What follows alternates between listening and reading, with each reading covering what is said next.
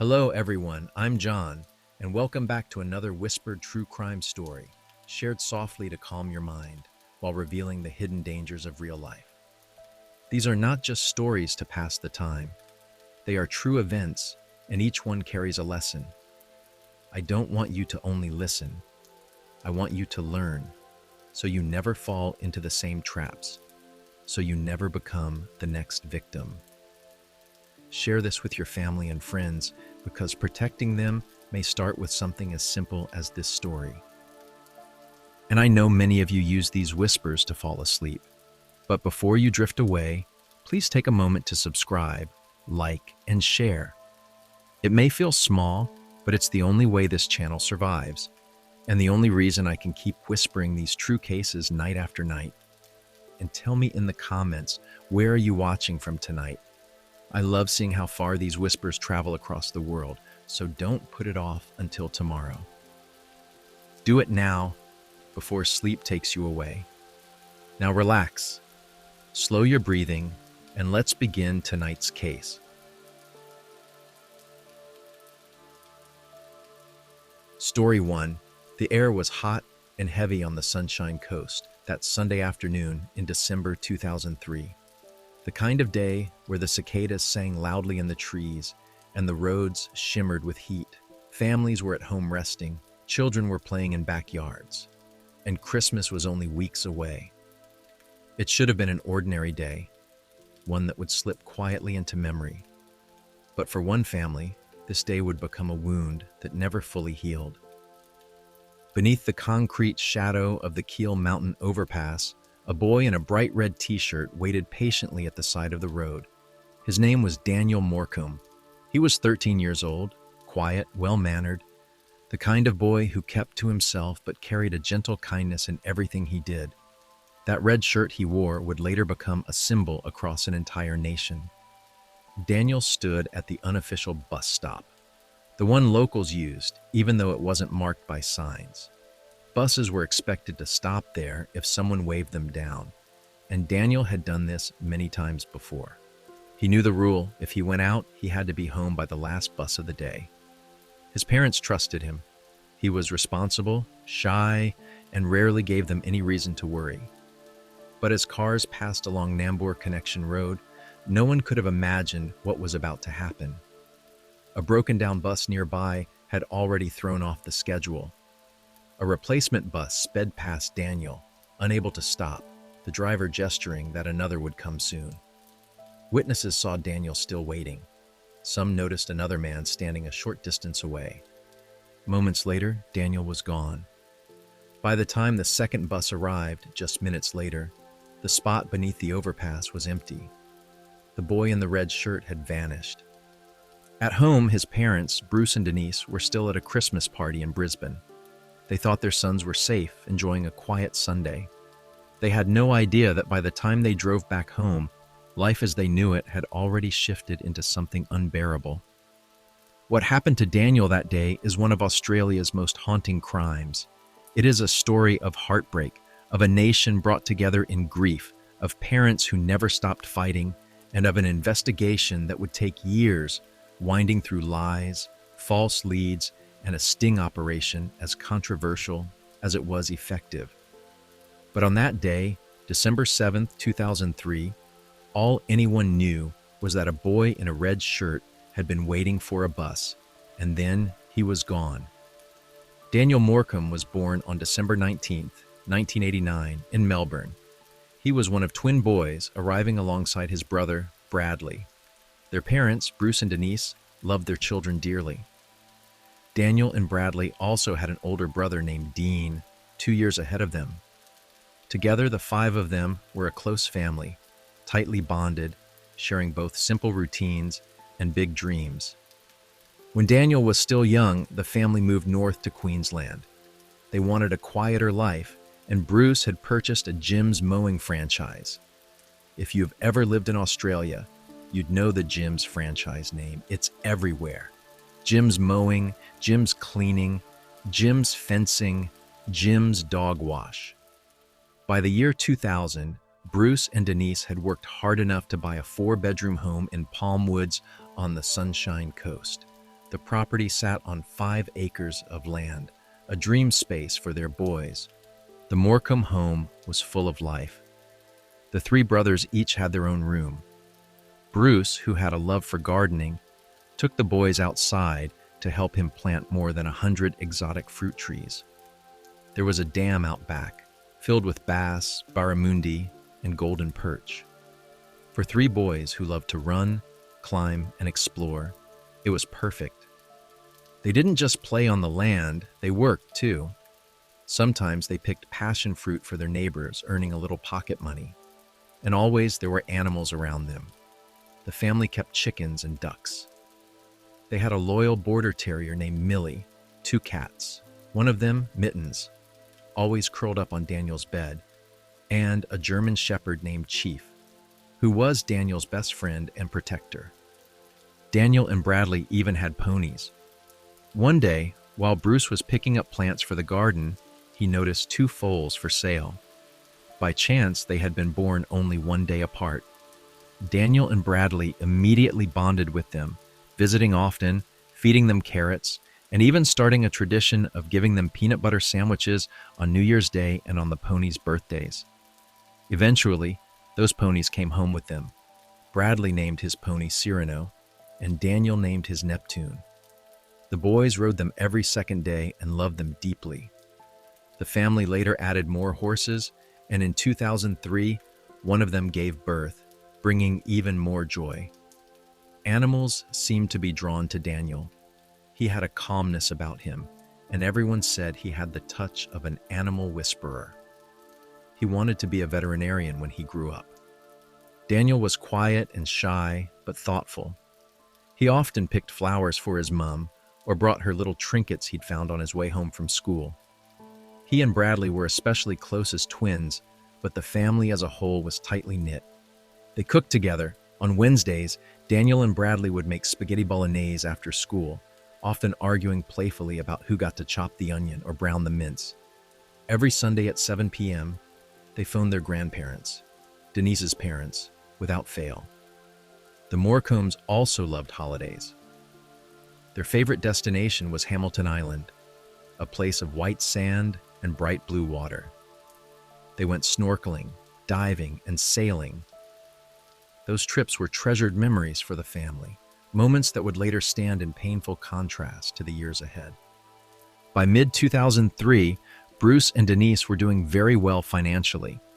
They had more than 150 franchisees working under them and even invested in properties. But in October of that year, they decided to slow down.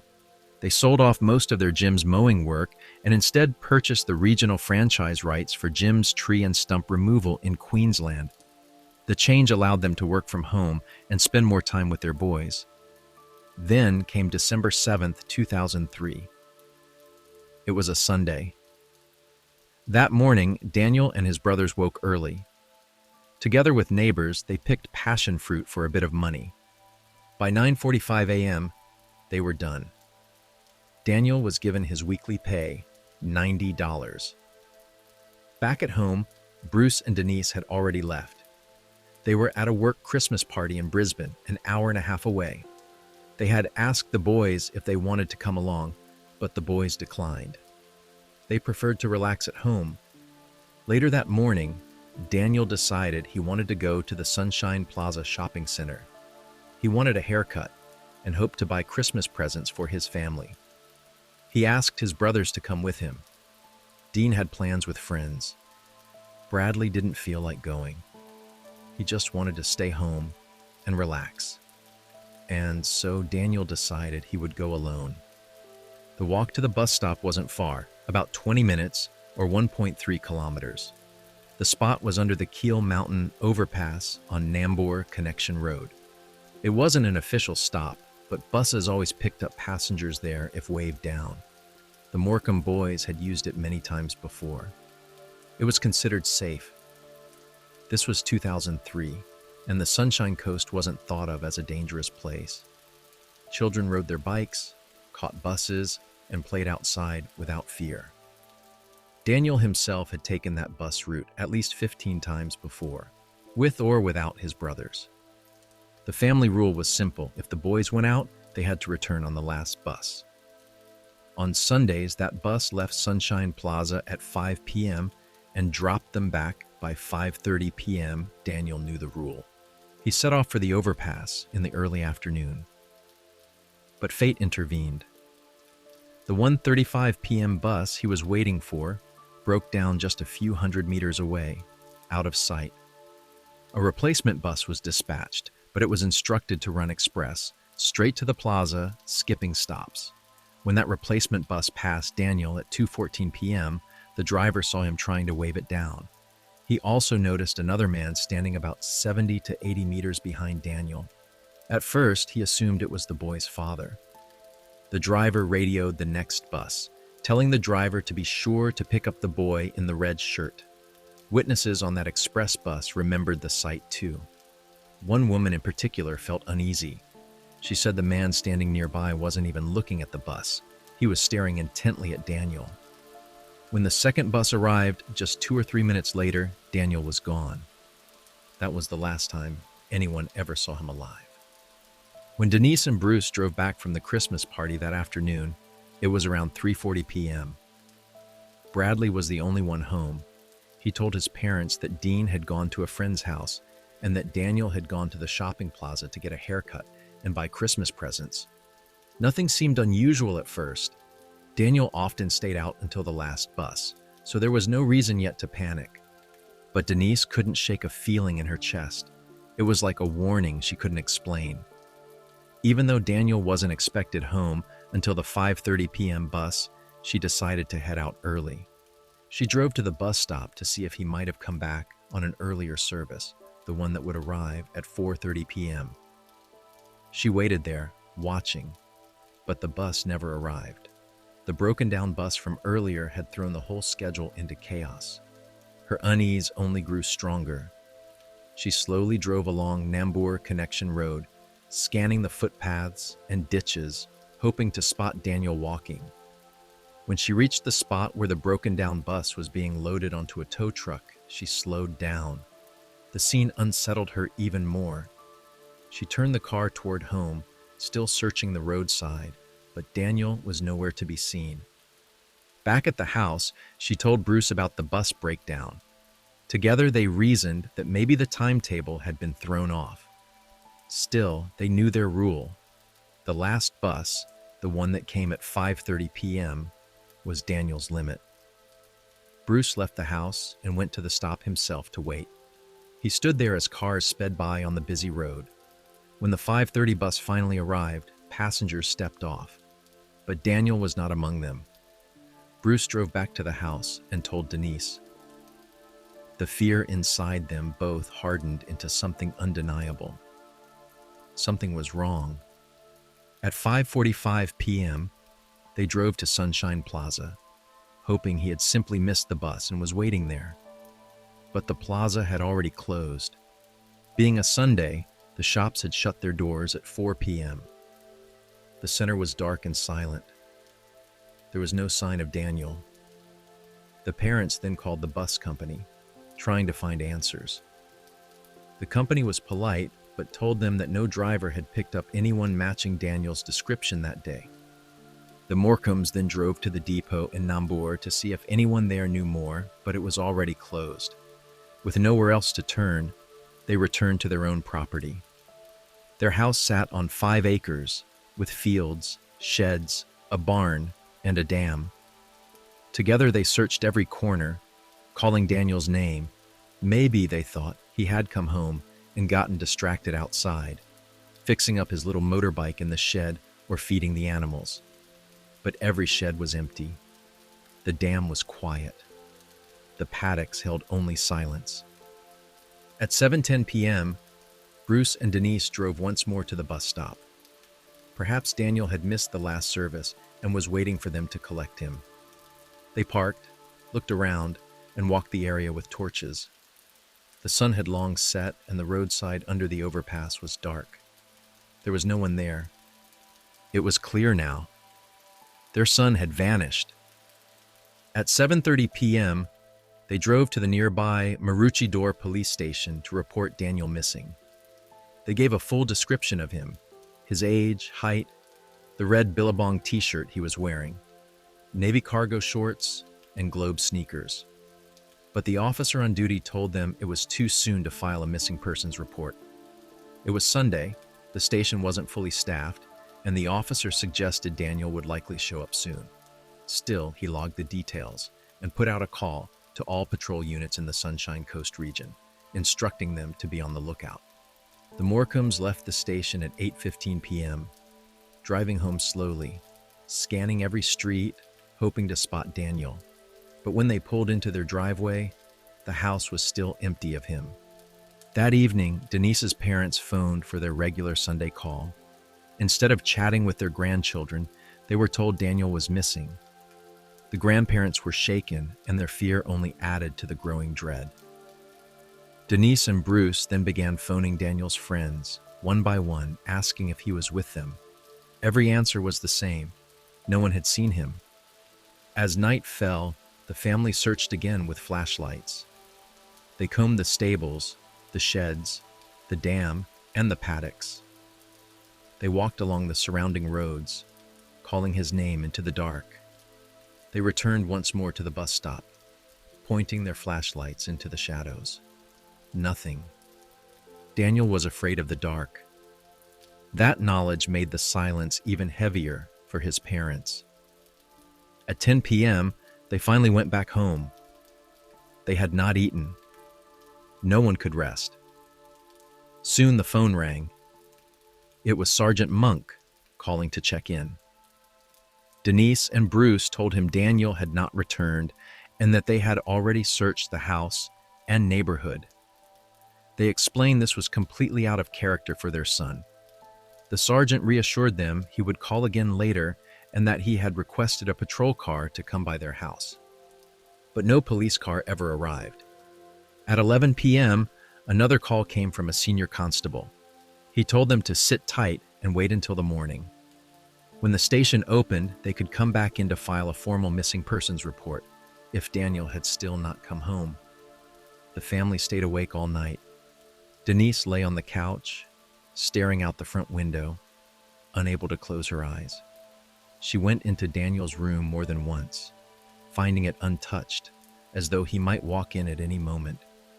Bradley, who had not slept in his parents' bed for years, climbed between them that night, too frightened and shaken to be alone. By 4:30 a.m., Bruce was outside again, walking the property in the early morning dark, searching. By 6 a.m., Bruce and Denise made the same walk Daniel had made the day before, the 20-minute route from their home to the bus stop under the overpass. They scoured the roadside, ditches, and grass, hoping he had fallen or been injured. But there was nothing. At 8 a.m., they were at the Maroochydore police station again, this time filing the report officially. By 9 a.m., the case of Daniel Morecambe was declared a missing persons investigation, and so began a search that would shake all of Australia. On the morning of December 8, 2003, the search for Daniel Morecambe truly began. By then, more than 24 hours had passed since he was last seen beneath the Keel Mountain overpass, and the fear inside his family was turning into something unbearable. By 9 a.m., the police had officially declared Daniel a missing person. The case was no longer just a matter of waiting for a boy to come home late. It was now treated as a major incident. That day, the Morecambe family appeared on camera, their faces pale with worry, to appeal for any information that could bring Daniel back. Their words were broadcast across the country. The response from the community was immediate. Friends, neighbors, and strangers joined together. Search teams spread out across the Sunshine Coast. Over 50 state emergency service volunteers searched on foot. A police helicopter circled overhead, scanning the land and waterways. Water police checked dams and rivers nearby, while officers and locals combed through fields and roadsides. Door-to-door inquiries began. Police spoke to residents, asking if anyone had seen the boy in the red shirt. CCTV footage was gathered from the Sunshine Plaza shopping center, from service stations within 5 kilometers, and from the Nambour railway station. Every camera that might have caught a glimpse of Daniel was examined. As the days passed, new steps were taken. Police released details of a watch Daniel had been wearing the day he disappeared. It had Dan engraved on it, a gift from his twin brother Bradley. They contacted second-hand dealers and pawn shops as far away as Bundaberg and Caboolture, hoping someone might try to sell it, but no trace of the watch appeared. 1 week after Daniel vanished, police and his family returned to the overpass. They set up a mannequin dressed in the exact clothes Daniel had been wearing, a red Billabong t-shirt, navy cargo shorts, and Globe sneakers. It was placed there to jog memories, to make the scene vivid again for anyone passing by who might have noticed something that day. And it worked. Witnesses began coming forward. The driver of the replacement bus confirmed he had seen Daniel around 2:14 p.m., trying to flag him down. He also recalled seeing a man standing some distance behind Daniel. A passenger on that bus remembered the same thing: the boy in the red shirt and the man who wasn't looking at the bus, but staring straight at Daniel. She remembered how disappointed the boy had looked when the bus drove past without stopping. The driver of the second bus confirmed he had been told to pick up the boy under the overpass, but when he arrived just 2 or 3 minutes later, there was no one there. Daniel was gone. Another witness, a woman who had been driving toward the Bruce Highway, reported seeing a boy in a red shirt talking to an older man beneath the overpass. She described the boy as unsettled, though not visibly frightened. The man, she said, looked to be in his late 30s with messy blonde hair down to his neck. Soon, more than 10 separate witnesses gave similar statements. They had seen Daniel with an unknown man around the same time. Their descriptions of him matched: scruffy, rough-looking, with unkempt hair and some facial stubble. There were also reports of vehicles. Several witnesses saw a late-model blue sedan parked dangerously close to the overpass. At least 5 separate people said they had seen it speeding along Nambour Connection Road at the time. Others reported seeing a 4-wheel drive parked near the bus stop. One woman said she had been forced to brake when a boy was suddenly pushed into the path of a speeding 4-wheel drive. Forensic teams searched the area beneath the overpass. They studied shoe prints, tire marks, and shattered glass. They even dusted for fingerprints on the concrete walls. Each piece of evidence was carefully compared against the records of known offenders. The investigation widened. Task Force Argos, a branch of Queensland Police that specialized in child exploitation and abuse, was brought in. Their job was to track down known sex offenders in the area and cross-check them against the growing list of persons of interest. Still, no solid lead emerged. Meanwhile, the Morecombe family's grief grew heavier. On December 12th, a video memorial service was held at Daniel's school, Siena Catholic College. More than 400 people came to support Bruce, Denise, Dean, and Bradley. Days later, December 19th arrived, Daniel's 14th birthday, shared with his twin brother. It was supposed to be a day of celebration. Every year, the boys took turns opening presents and blowing out candles together.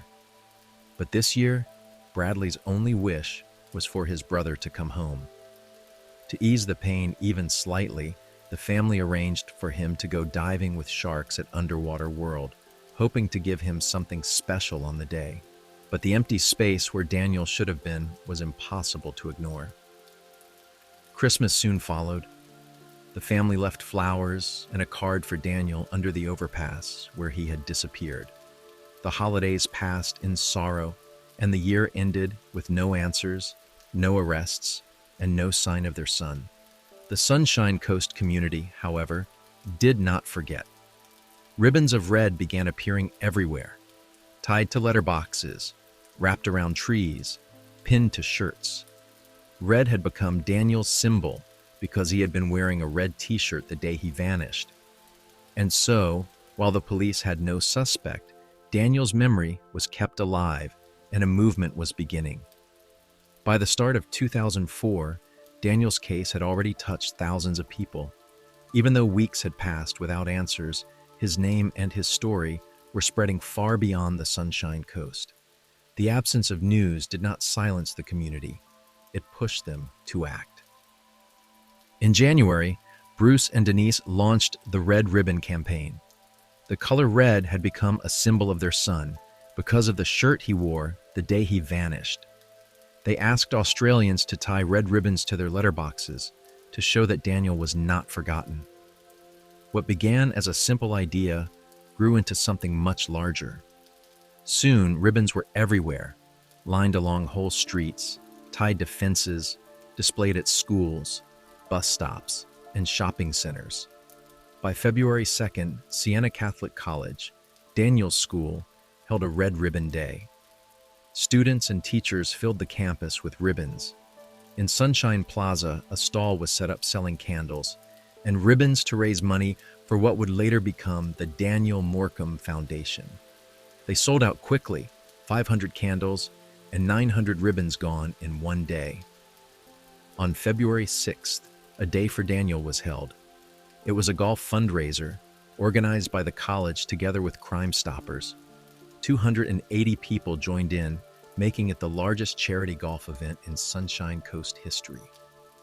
As the months went by, the campaign only grew stronger. By March, 20,000 posters of Daniel's face were printed and distributed to schools, shopping centers, police stations, and businesses all over Australia. His face became one of the most recognized in the country. Another day for Daniel was held on April 20th, this time in Brisbane's Queen's Park. The Queensland Premier attended. Bruce and Denise released 1,000 red balloons into the sky, a powerful reminder that their son was still missing and still needed to be found. The campaign reached bikers and cyclists too. Motorcycle groups began hosting Ride for Daniel fundraisers. The calls to Crime Stoppers were record-breaking. More than 4,000 tips had come in by that stage, the largest number of calls the organization had ever received for a single case in Queensland. In August, printing companies united to create 1.7 million leaflets featuring Daniel's photo and details of his disappearance. These were delivered across Queensland. Mooloolah Dairies even joined the effort, printing 25,000 milk bottles with Daniel's face and story on the label, spreading awareness with every household delivery. Then, on October 4th, which was also Dean's 17th birthday, the state government announced the biggest reward in Queensland's history. $250,000, plus the possibility of indemnity from prosecution, was offered for any information that could solve Daniel's case.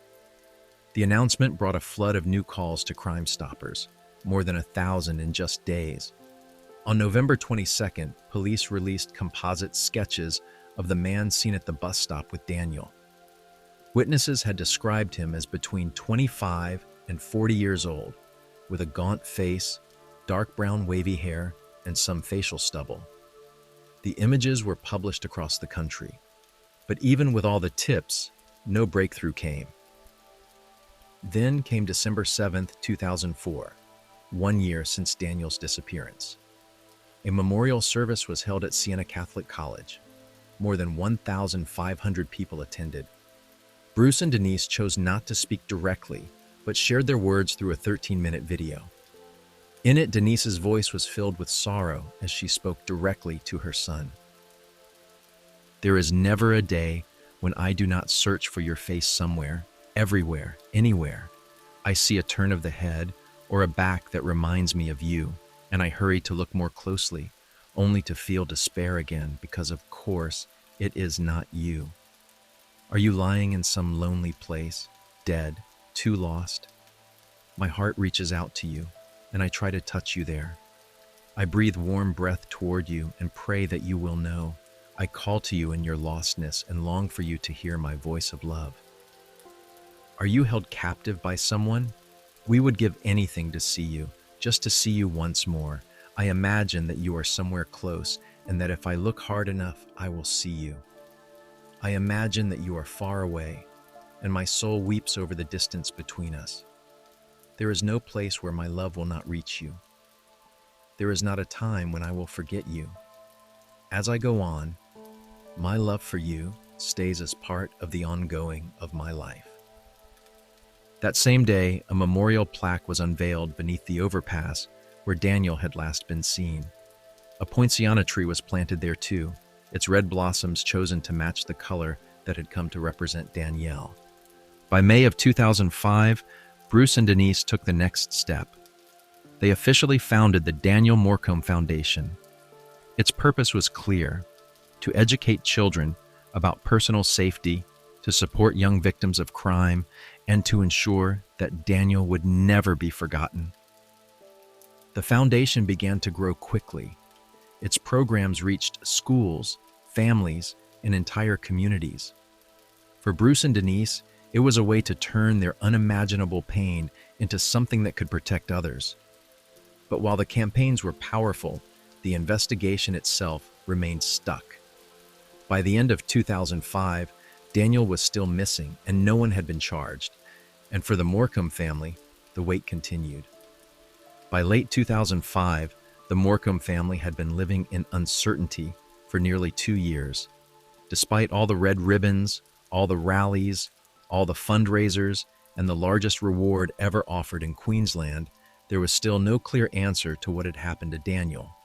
The case was active, the police continued their work, but the silence was heavy.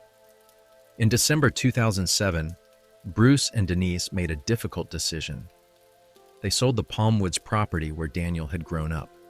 For 4 years, his bedroom had been left untouched, just as he had left it.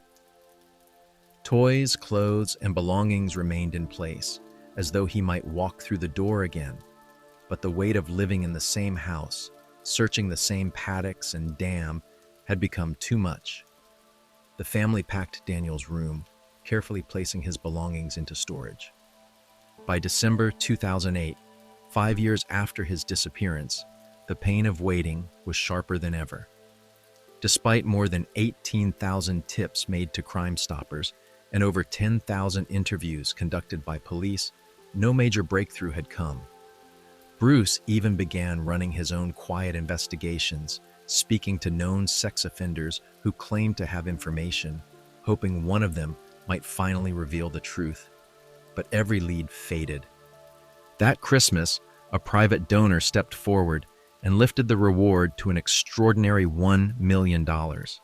It was hoped that such a sum would bring forward someone with real knowledge. But by May 2009, the reward expired unclaimed. Once again, it dropped back down to the government's original $250,000. The years were grinding the family down, but Bruce and Denise refused to stop.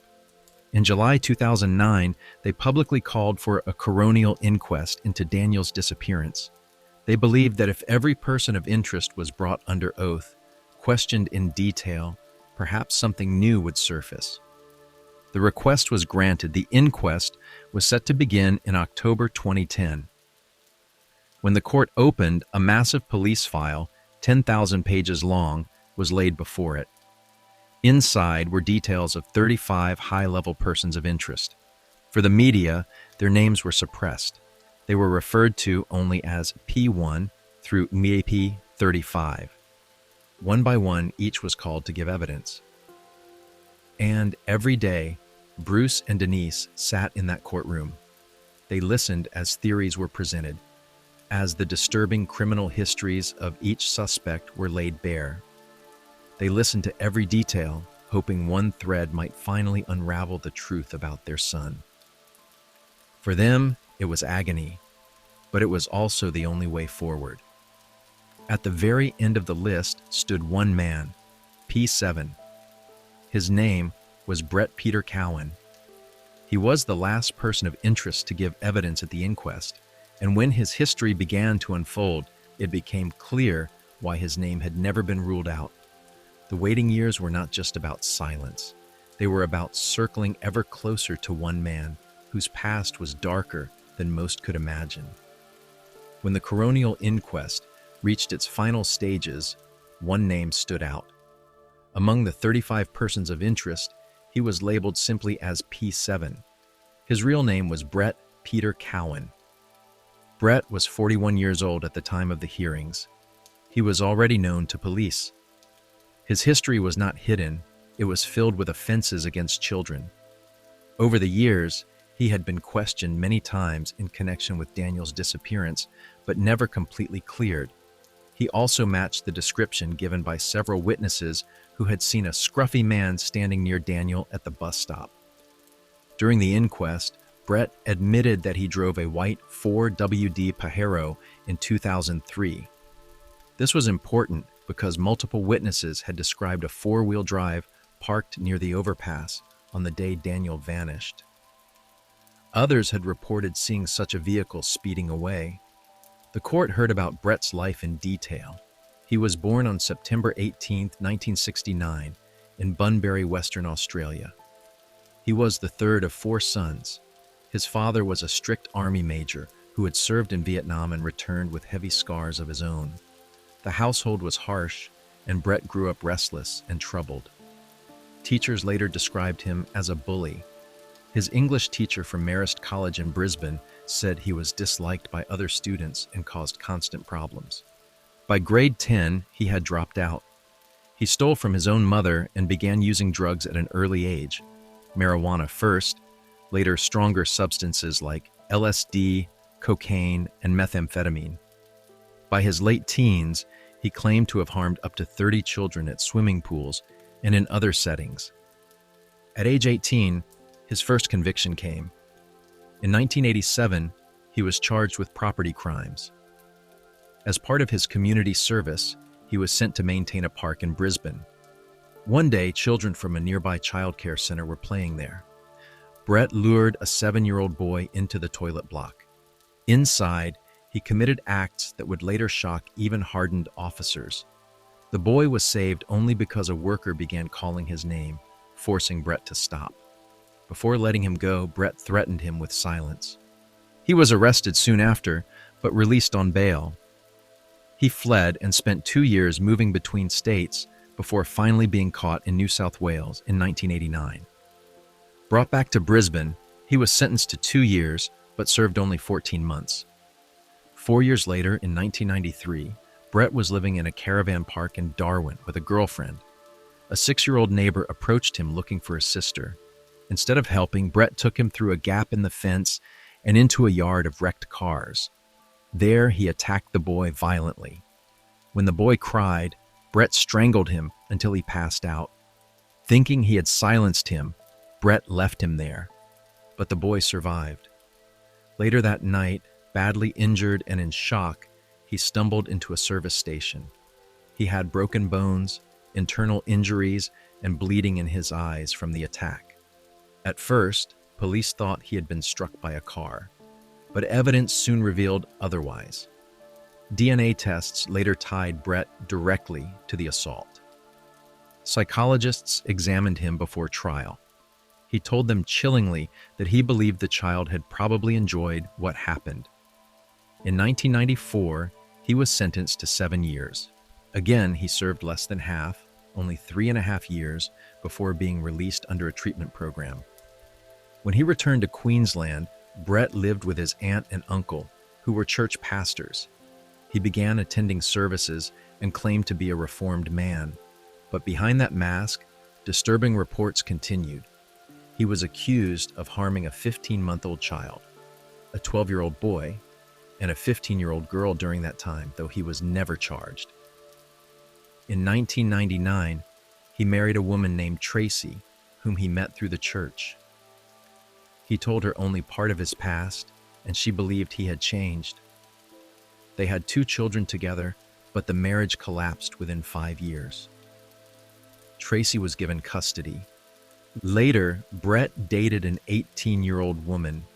She described how he would strangle her until she fainted, sometimes forcing her to role-play frightening scenarios.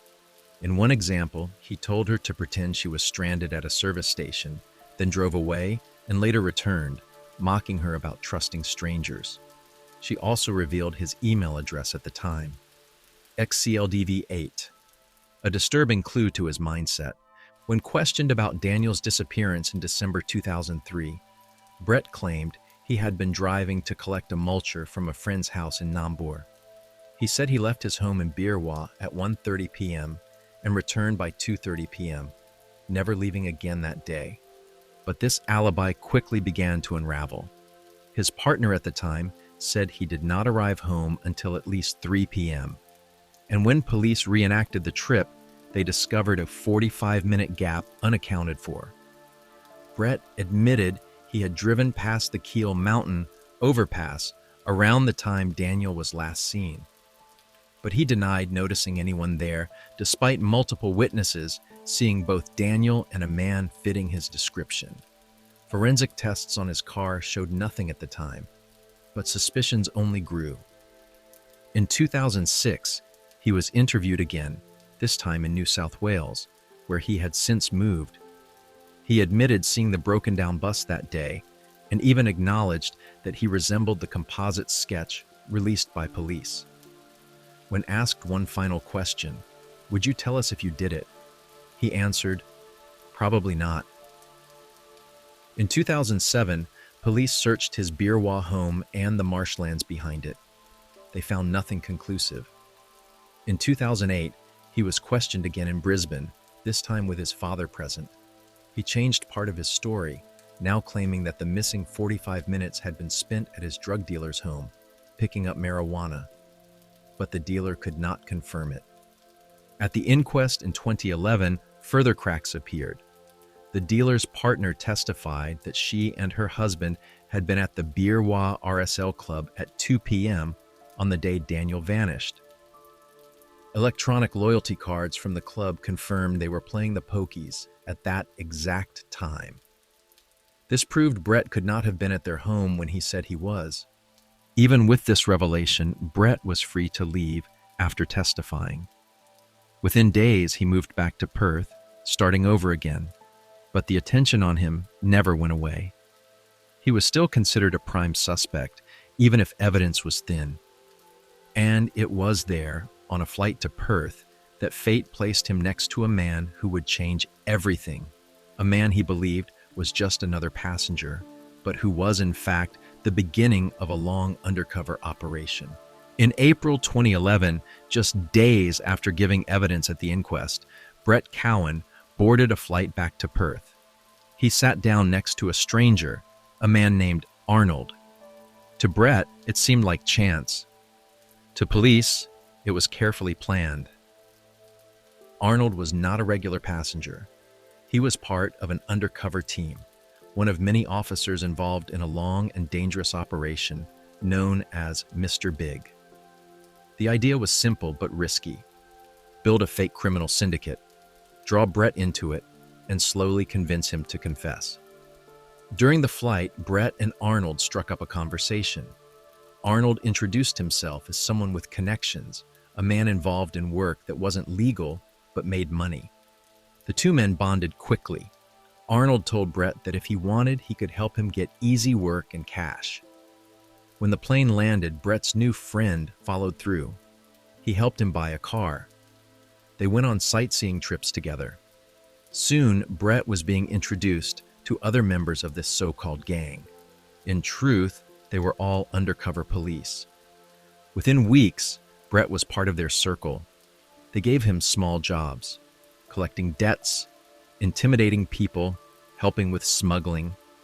Each job was fake, but staged carefully to look real. Brett believed he was proving himself to dangerous men.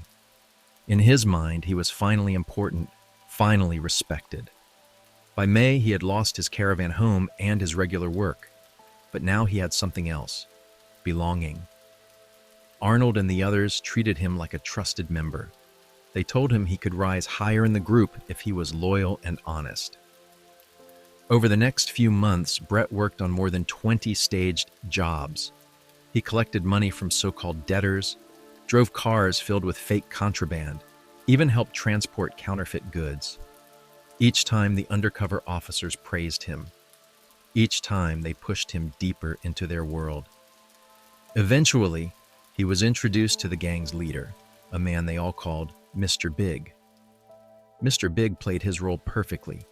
He came across as powerful, feared, and wealthy. He told Brett that loyalty was everything. He also warned that secrets were dangerous. Mr. Big explained that if Brett had anything in his past that could come back to hurt the group, he needed to confess now. If he was honest, the gang could protect him. They had corrupt police, he said. They could make problems disappear, but lies would not be forgiven. Brett listened carefully. He knew he had a dark past. He had told the inquest his alibi. He knew police were watching him. And now this gang, who he believed could give him money and protection, wanted the truth. It was August 2011, nearly 8 years after Daniel's disappearance. In a luxury hotel suite overlooking the Swan River, Brett sat with Mr. Big. The crime boss pressed him harder. He said he already knew Brett was linked to the case. What he wanted was honesty. And slowly, Brett gave it. He told them he had seen Daniel waiting for the bus that day in December 2003.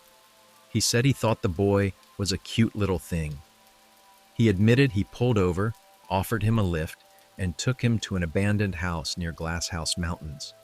He claimed Daniel panicked, tried to run, and that he had grabbed him around the neck. He described hearing a crack. He said he put the body in his vehicle and drove into bushland near an old sand mine. He told them he returned later with a shovel and destroyed fragments of bone to hide what he had done. He even said he had thrown Daniel's clothes and shoes off a bridge into a creek. The undercover officers sat listening as Brett described it all. It was the confession they had been waiting years to hear. The very next day, Brett was taken back out by the gang. He showed them the exact routes he claimed to have driven on the day of Daniel's disappearance. He pointed out the overpass where he had stopped, the abandoned house, the sand mine, and the bridge where he had thrown the clothes. On August 13th, 2011, after 8 long years, police finally made their move. Brett Peter Cowan was arrested and charged with Daniel Morcomb's murder. But the work was not over.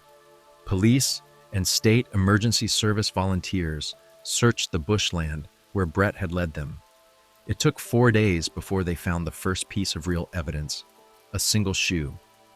In the weeks that followed, they found more, remnants of clothing, underwear, and bone fragments. 17 fragments in total.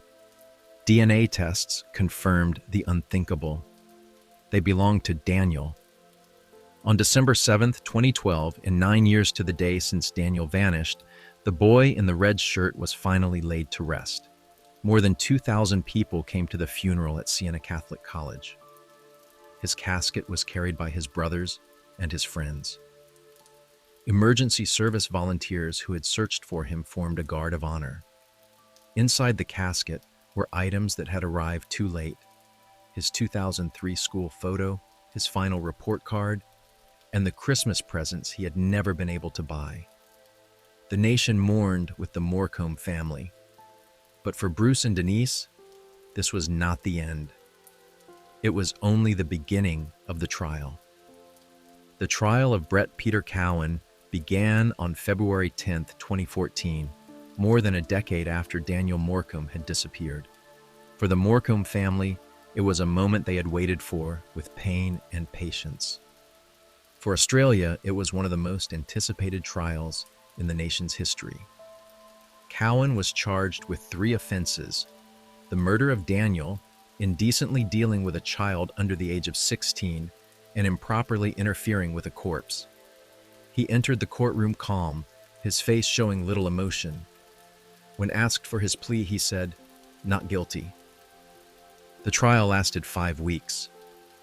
Over those weeks, the jury heard from 116 witnesses. They were shown hours of recordings from the undercover operation. They heard Cowan's confession to Mr. Big, his words describing the abduction and what he claimed to have done afterwards. They listened as he walked the officers through the bushland, pointing out the exact spots where he said he had left Daniel and later returned. The prosecution argued that his own words were proof of his guilt. They described Cowan as an opportunist who had taken advantage of a boy waiting alone. They said his confession was detailed, consistent, and matched what police had already suspected for years. The defense team fought back. They claimed Cowan's confession could not be trusted. They suggested he had only said those things to impress the criminal gang he believed he had joined, desperate to look useful and loyal. They also tried to cast doubt by pointing at another man, Douglas Jackway, an earlier person of interest who owned a blue sedan like the one some witnesses reported. Jackway had a violent record too, and his name had always lingered around the case. The defense argued he might have been the real offender. The jury had to decide, was Cowan's confession genuine, or was it a lie to protect his standing with the fake gang? Through it all, Bruce and Denise sat in the courtroom. They watched Cowan in silence, their faces heavy but strong. Bradley, Daniel's twin, and Dean, his older brother, also sat through the proceedings, listening to every word. The evidence grew heavier. The jury heard about Cowan's past crimes, though many details were ruled inadmissible. They saw the route he pointed out to police. They heard about the 17 bone fragments found in the sand mine bushland. They saw Daniel's clothing, recovered after years in the dirt. Piece by piece, the picture grew clear. On March 13, 2014, the jury retired to deliberate. After 8 hours, they returned with their decision. Brett Peter Cowan was found guilty on all charges. The next day, he was sentenced. The judge gave him life in prison with the possibility of parole after 20 years.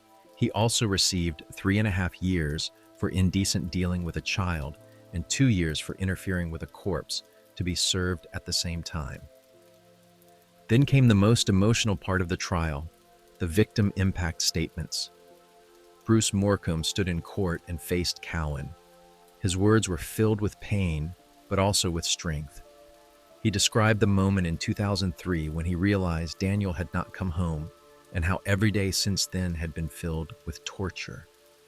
He spoke about sleepless nights, of imagining what might have happened, of the endless images that haunted him. He described how Daniel's twin had lost his soulmate, how Dean had lost his brother, and how he and Denise had lost the life they once knew. He reminded the court that their successful business had collapsed, that they were forced to sell their home and everything they had worked for. He described their public fight for answers, their decision to stand strong because they refused to let Cowan's crime break them. Bradley also spoke. He talked about the bond he shared with Daniel, a bond only twins could understand. He described how every birthday, every Christmas, every milestone had been ruined. He said his dreams of university and becoming a pilot had fallen apart after Daniel vanished because his focus and spirit had been crushed. He said he still carried anger and sadness, but was building a new life, holding steady work and preparing to marry. The courtroom was silent as he spoke. The pain in his words was plain. The Morecambe family had finally seen justice. But they also knew justice could never undo what had been done. For Cowan, prison was not easy. In 2016, he was attacked by another inmate who poured boiling water over him and then punched him. Cowan survived, scarred but alive. The Morecambes continued their work. Their foundation grew stronger. They traveled the country, speaking in schools, teaching children about safety. They spoke at community events and rallies. Day for Daniel became Australia's largest child safety event, with more than 1 million students participating by 2011 and even more in the years after. Daniel's story had changed the nation. Laws were reviewed, policies strengthened, and awareness raised about the dangers children could face. In Queensland, a new policy was introduced. No child could ever be left behind by a bus driver again. If a child waved for a bus, the driver had to stop no matter what. But more than laws, it was the cultural shift that remained. Parents across Australia held their children a little closer. Communities became more watchful, and every year, when red ribbons and red shirts appeared across the country, Daniel's name was spoken again. The boy in the red shirt was never forgotten. After the trial ended and Brett Cowan was locked away, life for the Morecombe family did not return to what it had once been. Nothing could bring Daniel back. Nothing could erase the years of waiting, the grief, or the memories of searching night after night with flashlights. But Bruce and Denise refused to let their son's story end only in sadness. From the very beginning, they had promised that Daniel would never be forgotten. Through the Daniel Morecombe Foundation, they worked harder than ever. They traveled across Australia, visiting schools, speaking at assemblies, meeting with teachers, parents, and children. They shared Daniel's story, not to frighten but to teach. They explained the importance of safety, of awareness, and of trust. They created resources that schools could use to guide children in protecting themselves. Each year, Day for Daniel grew larger. What began as a local memorial turned into a national event. By 2011, more than 1 million students across every state and territory were taking part. Schools held activities, children wore red, and the message of child safety was repeated again and again. For the Morecombes, it was both painful and powerful. Painful because of why the day existed, powerful because it meant Daniel's life continued to make a difference. The foundation also provided support to young victims of crime. It offered funding, counseling resources, and direct help for families who needed it. Denise and Bruce gave their time freely, speaking at community gatherings, appearing at public events, and standing as symbols of strength. The impact of Daniel's case went beyond education. It changed laws. In Queensland, the No Child Left Behind policy was introduced. It meant bus drivers were no longer allowed to drive past underage children, even if they didn't have money for a fare. Every child had to be picked up, no matter what. This was a direct response to Daniel's case, a lasting change that might protect countless others. But perhaps the deepest impact was cultural. Before Daniel, many parents felt safe letting their children travel alone, ride bikes to the shops, or take buses without question. After Daniel, attitudes shifted. People became more aware of risks. Families paid closer attention. Communities became more protective.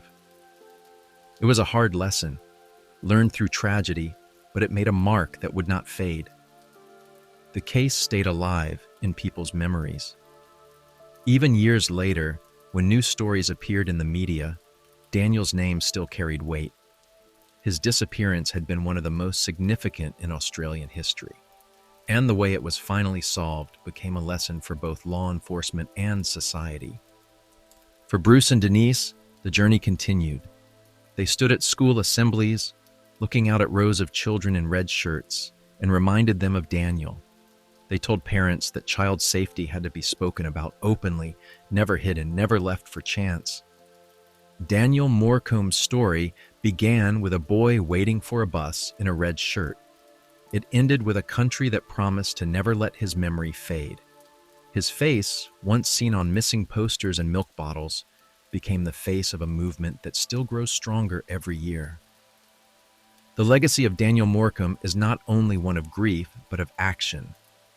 Out of the most painful loss came a foundation that continues to fight for safety, awareness, and hope. And though the boy in the red shirt is gone, his story lives on, etched into the heart of a nation, remembered by every ribbon tied, every shirt worn, and every child taught to stay safe. Even after the verdict was handed down and Brett Cowan was locked away, Daniel's story did not fade. The Morecombe family made sure of that. They chose not to let tragedy be the final chapter. Instead, they built something bigger, something that would protect other children and give meaning to Daniel's short life. The Daniel Morecombe Foundation grew year by year. What began as a small charity in memory of a boy in a red shirt became a nationwide movement, Teachers, parents, and entire communities embraced the foundation's resources. Programs on personal safety reached schools across the country. Children learned lessons that Daniel never had the chance to learn, lessons that might one day save their lives. Each October, Day for Daniel grew stronger. What started as a local event became Australia's largest child safety awareness day. Millions of people wore red, not just to remember Daniel, but to make a promise that no child should ever go missing again. In classrooms, children sat together and watched safety lessons created by the foundation. In towns and cities, groups marched in red shirts, their voices carrying Daniel's name forward. By 2023, more than 7,200 schools and early learning centers were taking part. Around 2 million Australians joined the events. Over 500,000 children sat down to watch Australia's biggest child safety lesson.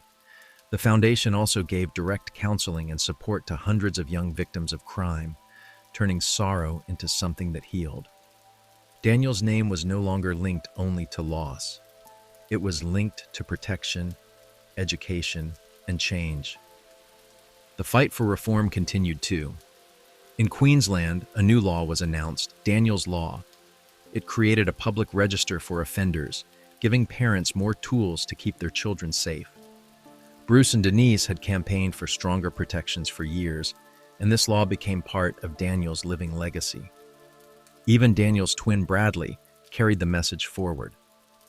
On the 20th anniversary of Daniel's disappearance, a documentary titled Don't Waste It, the Daniel Morecambe story was released. Narrated by Bradley, it told the journey of his brother's life, the family's struggle, and the foundation's impact. His voice reminded the country that Daniel was not just a victim, but a brother, a son, and a boy whose name had changed a nation. And the story does not stop. In October 2025, Day for Daniel will mark its 21st anniversary. It will be the largest yet, with millions of Australians expected to wear red once again. Children who were not even born when Daniel disappeared will stand in schools, learning his story and promising to carry it forward. The boy in the red shirt, once just waiting for a bus, has become a symbol of safety for generations to come. His face, once on missing posters and milk bottles, is now part of lessons, rallies, and programs that protect children every single day. Bruce and Denise often say they could not save Daniel, but through his memory, they are saving thousands of other children. And that is how the story ends. Not only in grief, but in legacy. Daniel Morecambe is gone, but he is never forgotten. His story has become a shield for others. His red shirt has become a beacon, and his name will live on in the safety of children across Australia for as long as people tie red ribbons, wear red shirts, and remember the boy who changed a nation. And that brings us to the end of Daniel's story, a case that changed an entire nation and left a legacy that will never be forgotten. His name lives on through the lessons that protect children every day. Before we begin our next story, I want to remind you, don't just listen and move on. These stories carry lessons that every family and every friend should know. Please share this video with your family and friends, because awareness can protect them too. And if you haven't subscribed yet, now is the time. That way, you won't miss the next mystery waiting just ahead. All right, let's step into story 2. Story 2. Some stories begin in places that feel too ordinary, too peaceful, for anything terrible to ever happen. Coeur d'Alene, Idaho, is one of those places. Nestled in the northern panhandle, surrounded by pine-covered mountains and lakes that catch the light in every season, it looks like the kind of town where time moves slowly. Families fish in the summer, ski in the winter, and wave at each other from porches. The locals take pride in the quiet beauty of their home. It is the kind of place where you might believe danger belongs to other towns, far away. But in May of 2005, that illusion shattered. On the surface, life seemed ordinary. School was winding down for the year, and children were counting the days until summer break. Parents were mowing lawns, planning barbecues, and enjoying the first warm evenings of the season. The Groene McKenzie family, living in a modest house off East Frontage Road, were doing exactly that, soaking up the promise of summer after long workdays and busy routines. Brenda Groene was 40 years old, a mother who had weathered the difficulties of divorce but still believed in building a happy home.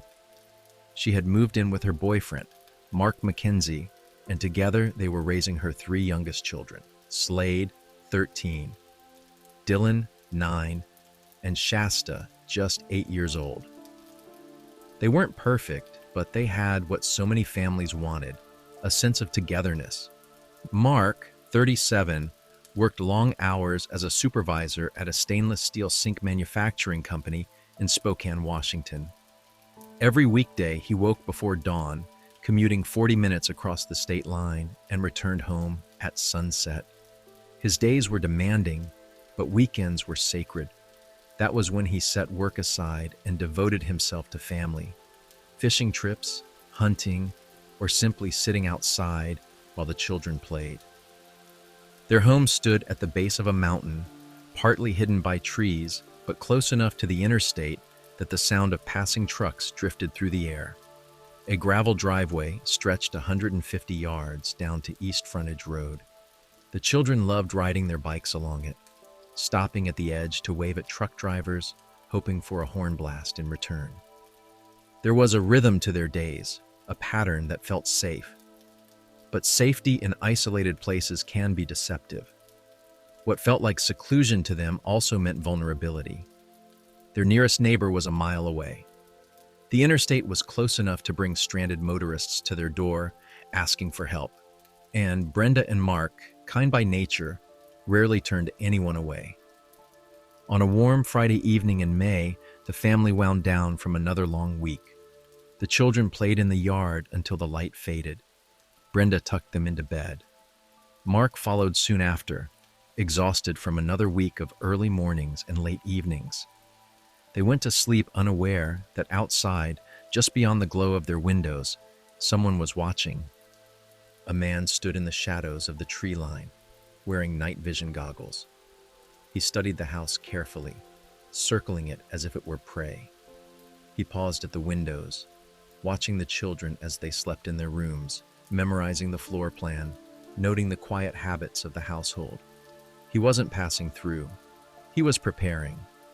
And as the Groene McKenzie family drifted into sleep, the stillness of their home masked the truth. Their final peaceful weekend had already begun. The mountain air was cool that night, and inside the Groene McKenzie home, every member of the family slept deeply after the long week. But outside, the man with the night vision goggles had not gone away. He circled the house again, quiet and deliberate, never stepping too close without first studying. Through the green haze of his goggles, he could see each room with startling clarity. He could see the children, small and motionless in their beds. He could see the couple resting in their room, unaware they were being observed. This was not a quick glance from a passerby. It was methodical. He was studying them the way a hunter studies prey. He noted how the house was arranged, which doors were used most often, and how the family settled in for the night. The Groene McKenzie family could not have known that this stranger had chosen them. While they dreamed in peace, their safety had already been broken. The man waited and watched until the night was nearly over. Then he left, but not for good. The following day, Saturday, May 14th, unfolded like many others. The children, full of energy, put on their bathing suits and played outside the house, running back and forth between the front yard and the back. Brenda and Mark enjoyed the warm weather too, sitting nearby, relaxing as the kids laughed and shouted. That afternoon, Mark's brother stopped by with his young son. The boy was close in age to Dylan and Shasta, and the three children played together as cousins often do. Mark's brother left his son in their care while he went to visit his father. It was the kind of favor families often did for each other, simple, trusting, and safe. But not far away, the stranger from the night before had returned. Again, from a distance, he watched. He studied the family as if they belonged to him, careful not to be seen. As the day wore on, he learned more about their patterns, how they spent time outside, and how carefree they seemed in their isolation.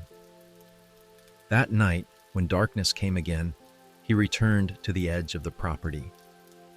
Once more he put on his goggles and walked silently, tracing the outline of the house. He had grown bolder.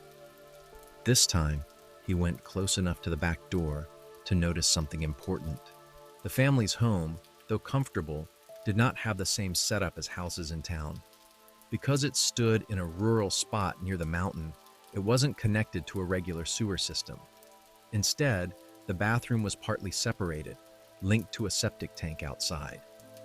To make it easier, the back door was often left unlocked at night so that the children, if they woke, could slip out to use the toilet without disturbing anyone.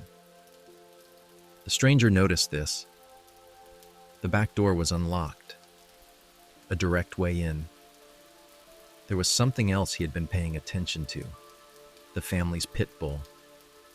During the day, he had seen how protective the dog was, how she growled and barked at people she didn't know. That kind of loyalty could have ruined his plans, but he had come prepared. On the second night, he carried a treat for her. When he tossed it to her, she didn't bark. She didn't raise an alarm. Slowly, he was teaching her to accept his presence. It was a frightening realization. He wasn't just observing anymore. He was preparing to enter. He was testing the dog, testing the doors, testing every weakness of this ordinary family. For 2 nights, he had studied them in silence. And now he was almost ready to make his move. Sunday, May 15th, began much like the day before. The spring air was warm, and the Grune-Mackenzie family took full advantage of it. Mark and Brenda decided to invite a few friends over for a barbecue that afternoon. It was nothing unusual, just a simple gathering to enjoy the weather, share food, and let the children play around the property. Earlier in the day, Brenda had taken the children into town to run errands. She didn't know it, but the man who had been circling their home was still watching. He followed her as she shopped, keeping her and the children in sight. She carried on with her errands, unaware that another set of eyes was fixed on every move. By afternoon, friends began to arrive at the house. The grill was lit, food was cooked, and the atmosphere was light. There was laughter, conversation, and the smell of summer in the air. The children played happily outside while the adults relaxed. Some of the guests drank, and there was even a little marijuana smoked, a sign of a casual weekend gathering. Nothing seemed out of the ordinary. The man who had been watching the house stayed at a distance, studying once more, waiting for his chance. He knew the routine now. He knew how the family lived. And he knew that soon their guard would be down. By evening, the guests began to leave. It was Sunday after all.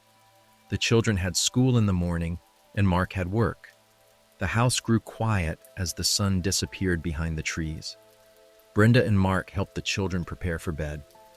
Shasta, Dylan, and Slade settled down for the night. Not long after, the couple themselves went to bed, the weekend coming to a close. But outside, the same man returned for the 3rd night in a row. He had spent 2 nights circling the house, learning every detail. Now, he was ready. He chose this night to strike. The following morning, on Monday, Mark did not show up for work. The children did not arrive at school. At first, it seemed unusual, but not alarming.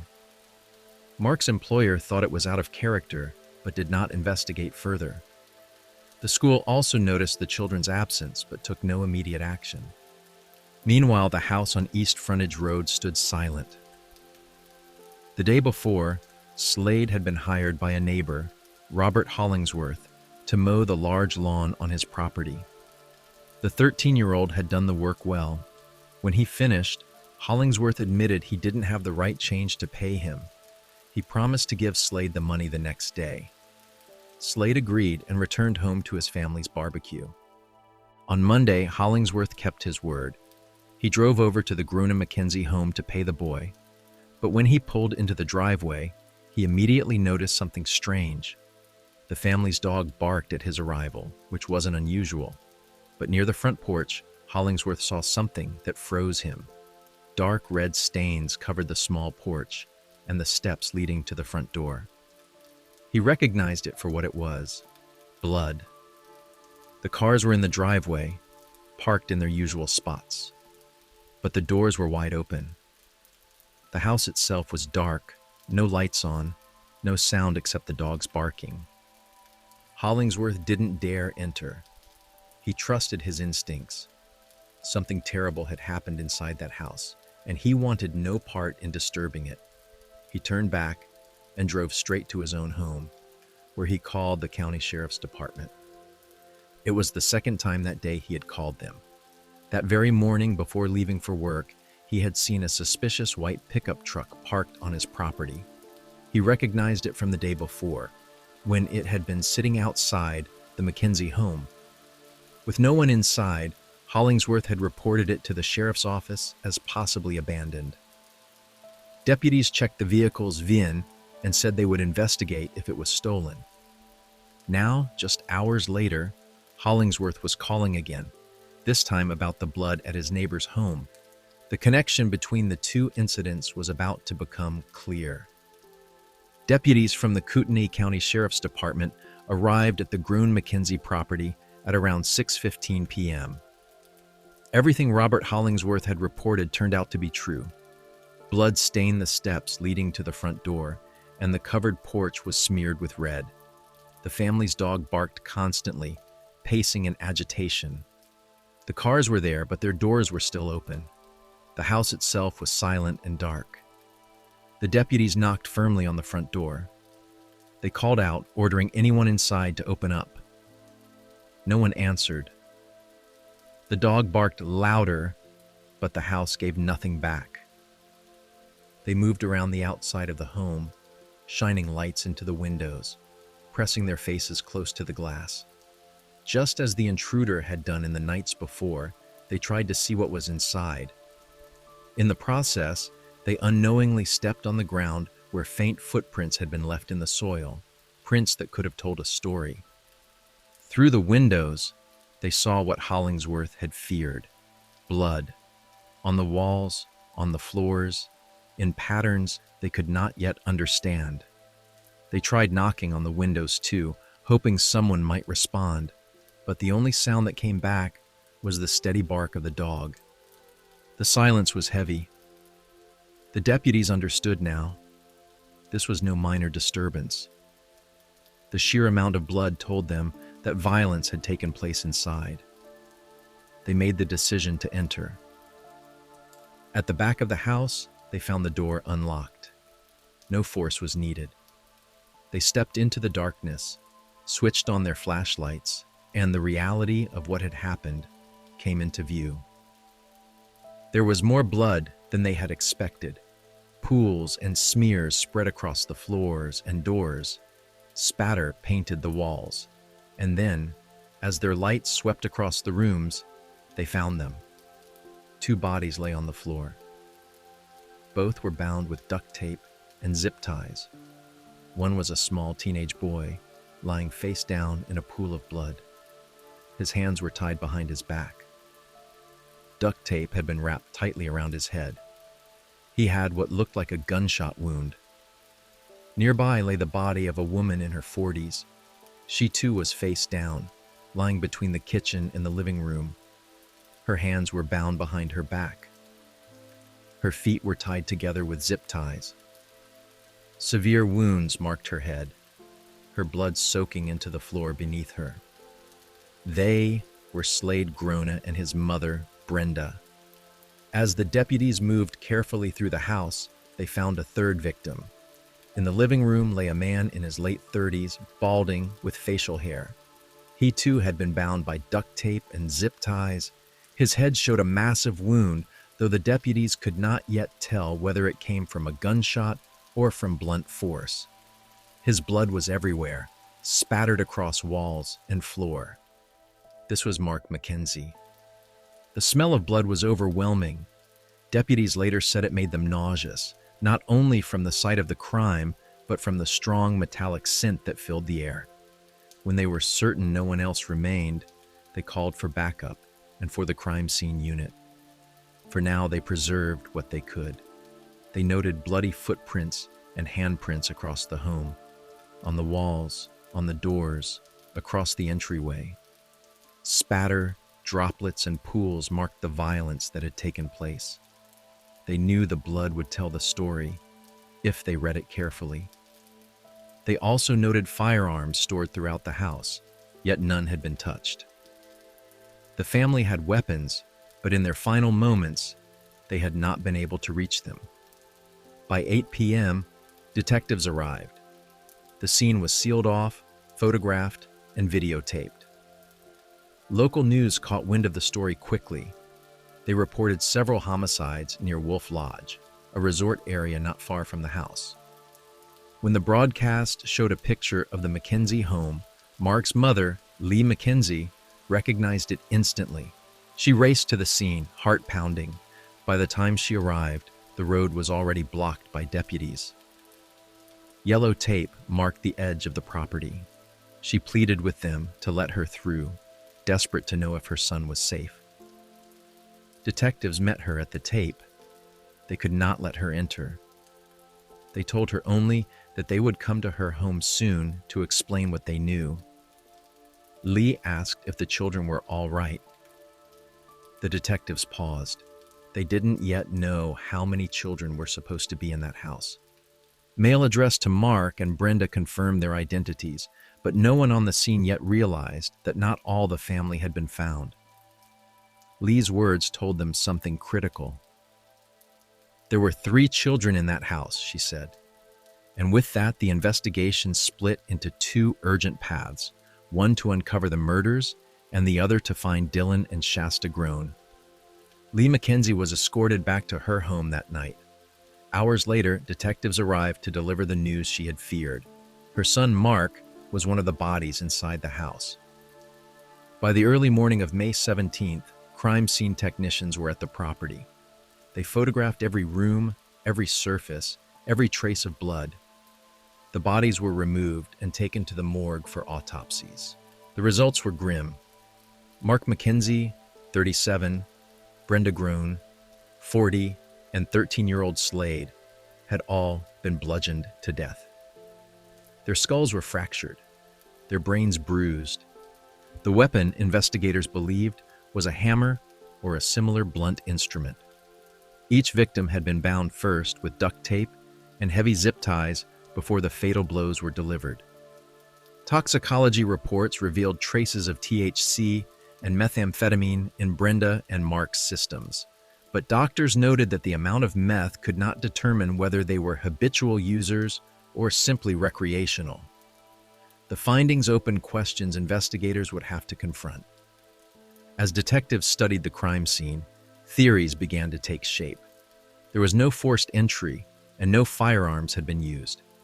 Though Mark owned several guns, all remained untouched in different parts of the house. How could this have happened? Did the killer or killers know the family? And were they let inside willingly? Were Brenda and Mark caught off guard, thinking they were helping a stranded motorist? Or had they been taken by surprise before they could reach for their weapons? There were many scenarios, and none of them gave answers to the most urgent question: where were Dylan and Shasta? Detectives considered the difficulty of subduing 5 people at once: 2 adults, a teenager, and 2 young children. The thought that one man could do it alone seemed unlikely. More than one person may have been involved. Perhaps one attacker killed the adults while another seized the children. And what about the family dog? Investigators noticed how quiet she had been when they arrived, roaming the property unharmed. Normally, she was aggressive with strangers, yet she had raised no alarm that night. Did the intruder know how to silence her, or had she been locked away during the attack? It was another troubling detail. One thing was clear: whoever did this had come prepared. The murder weapon, duct tape, and zip ties had all been brought to the scene. The crime was planned, not random. While detectives sorted through theories, a search for the missing children began. Volunteers joined Kootenai County Search and Rescue to comb through the rough terrain surrounding the house. The area was difficult: thick forest, steep slopes, and rocky ground. The search took place on foot, on horseback, and with ATVs. Tracking dogs were brought in, followed later by cadaver dogs. Above them, a helicopter circled the woods, scanning from the sky. It was one of the largest searches the county had ever organized.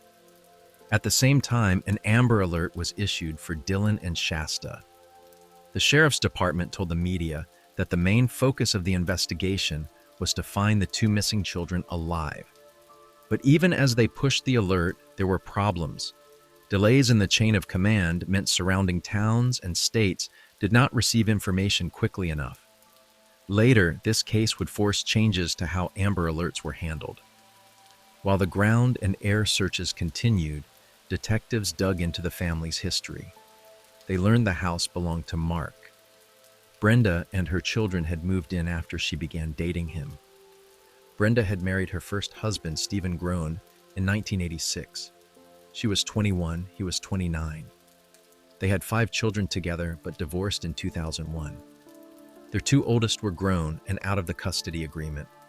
One of those older children, Jesse, was 18 and at the time in jail, awaiting sentencing for burglary.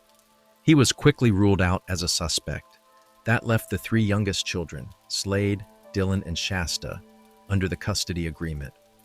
They lived with Brenda and Mark, though Stephen remained in their lives.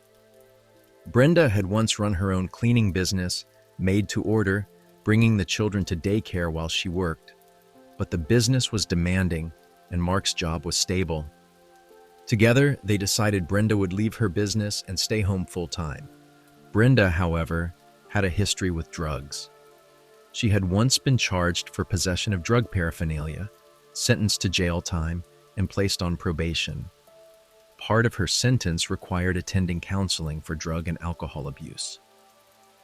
The toxicology report now added weight to those concerns, but investigators soon concluded that Brenda and Mark were not drug dealers, nor heavy addicts. They may have been recreational users, perhaps even occasional experimenters. Some believe the meth detected in their systems might have come from a guest at the barbecue. Family members denied the couple were habitual users. Mark's brother trusted him enough to leave his own child at the house the very day before the murders. Investigators decided the drug use was not central to the crime. It had nothing to do with the murders or the abduction of Dylan and Shasta. Still, the family's troubles added to the pain of the community. Slade, the oldest of the 3 at home, had been a bright, talented boy. He loved music and woodworking, patient and artistic beyond his age. He often helped neighbors with chores like mowing lawns, and he took care of his younger siblings.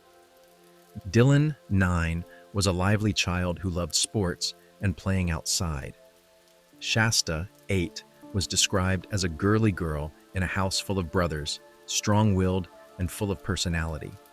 Their deaths and disappearances shook the community to its core. Counselors were sent to the local schools to help classmates process what had happened. Parents struggled to convince their children they were safe. The investigators also learned that on the property stood a small trailer, sometimes used to house people in need. At the time of the murders, it was empty. But there was one more detail that troubled detectives. Inside the suspicious white pickup truck, abandoned on Hollingsworth's property, they found duct tape, the same kind used to bind the victims. Tire tracks nearby showed another vehicle had been there too, likely used to drive away. The children, it seemed, had been taken from the Mackenzie home in the white truck, then moved into another vehicle at the second location. Or perhaps, the detectives considered, the children had witnessed the murders and fled into the woods, too terrified to return. Three possibilities stood before them. The children were kidnapped, they had escaped and were hiding, or they had already been killed and taken away. Each scenario was frightening, and with every passing hour, the urgency to find them grew heavier. The discovery of duct tape in the white pickup truck gave detectives a clear link between the vehicle and the murders. It was the same kind of tape used to bind the victims inside the house. The tire tracks nearby confirmed that another vehicle had been parked there, suggesting the children were transferred from one car to another before being taken away. But detectives still had to ask, had Dylan and Shasta been kidnapped, or had they run into the woods after witnessing the killings? No one knew for certain. Every possibility remained on the table. The first major lead came from the Sunday barbecue. Among the friends who had visited Brenda and Mark that day was a man who owed them $2,000. He had a criminal record and was already on probation. After the murders, he left the area, violating his probation terms. That was enough to draw attention. Detectives quickly began to view him as a person of interest. He had motive, a criminal past, and he had been on the property shortly before the crime. But when the man learned that a warrant had been issued for his arrest, he chose to turn himself in. Questioned at length, he denied involvement. His answers were compared with the statements of others, including Shasta's friend's son, who vouched for him. The detectives, after careful review, came to the conclusion that he was not the killer. He was released, and the investigation returned to square one.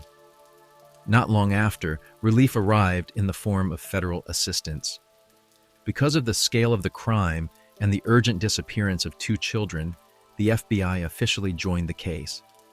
Their resources, manpower, and expertise would now combine with the Idaho State Police and the Kootenai County Sheriff's Department.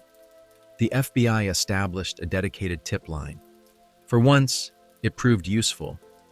Parents of children who had been friends with Slade, Dylan, and Shasta began calling in, reporting all the places the kids liked to play in the woods. These tips guided searchers into specific areas, ensuring no familiar hiding place was left unchecked. But nothing was found. Law enforcement returned to their two main theories. The first was that Dylan and Shasta had been kidnapped. If so, the white pickup truck had been the vehicle used, and the children were transferred to another car at the second location. Investigators feared that if the suspects had stolen a new vehicle, they might already be far away. The second theory was that the murders had been targeted at Brenda and Mark. Perhaps they were the true victims and Slade had simply gotten in the way. Dylan and Shasta, terrified witnesses, might have run into the woods on their own. But doubts quickly grew about that possibility. Dylan was 9, Shasta just 8. Even if they had run, it seemed unlikely they would not eventually return home or try to reach help. The silence weighed heavy. At the same time, detectives began to focus on another possibility, the involvement of Brenda's ex-husband, Stephen Groan. He had shared custody of Dylan and Shasta. In many cases, investigators knew abductions were carried out by a family member. Statistically, very few missing children were taken by strangers. 3 days after learning his ex-wife and oldest son were dead, and that his two youngest were missing, Stephen made an emotional plea to the media. Surrounded by friends and family, he begged, "Please, please, please release my children safely. They have nothing to do with any of this. Release them in a safe area where law enforcement can find them. Call a helpline and let us know where they are." Investigators watching the broadcast noticed his choice of words. They have nothing to do with any of this. Did Stephen know something they didn't, or was it simply the awkward language of a desperate man? Family members told detectives about a recent argument between Stephen and Brenda. He had wanted to take the kids for an unscheduled weekend visit, but Brenda refused. Could that have been a trigger? Detectives could not ignore the possibility. If Stephen wanted his children badly enough, he might have arranged something, or worse. But as they dug deeper, the theory began to weaken. Stephen had an alibi. His behavior, while emotional, was consistent with a grieving father. His past drug use was acknowledged, but no evidence tied him to the crime. In fact, detectives soon ruled him out completely. He was devastated, not guilty. Still, Stephen did not always help his own case. He spoke openly to the media, sometimes saying things that raised eyebrows. He even appeared on Geraldo Rivera's show, where he revealed that the FBI had questioned his honesty at first. He admitted to arguing with Brenda about the children.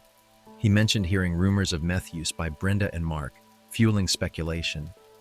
He also revealed a strange detail. He had once lived with Brenda's mother, his ex-mother-in-law.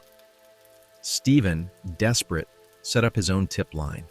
He even offered his motorcycle, valued at $25,000, as a reward for information. He was trying to do whatever he could to bring Dylan and Shasta home. His eldest son, Vance, spoke publicly too. He said his mother's drug use was recreational, but it did not control her life.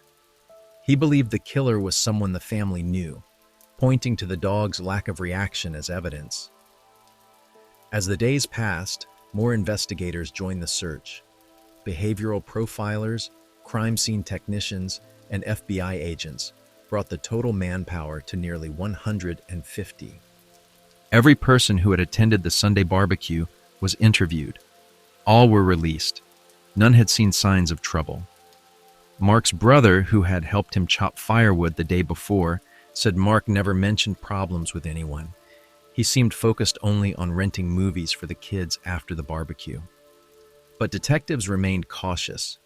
Even family could not be ruled out without proof. Finally, lab results came back from the blood at the scene. Every sample matched only the 3 known victims, Mark, Brenda, and Slade. None belonged to Dylan or Shasta. It was a sliver of hope. Perhaps the children were still alive. But if so, where were they? The lab results gave investigators a fragile hope. None of the blood found in the house belonged to Dylan or Shasta. For a moment, that possibility kept them going. Maybe, just maybe, the children were still alive. Detectives pressed on. They needed more evidence. Crews sifted through nearly 40 tons of garbage at local landfills, searching for a discarded murder weapon or any clue that might lead them closer to the children. It was exhausting work, and it brought them nothing. The investigation was already massive. Over 700 interviews had been conducted.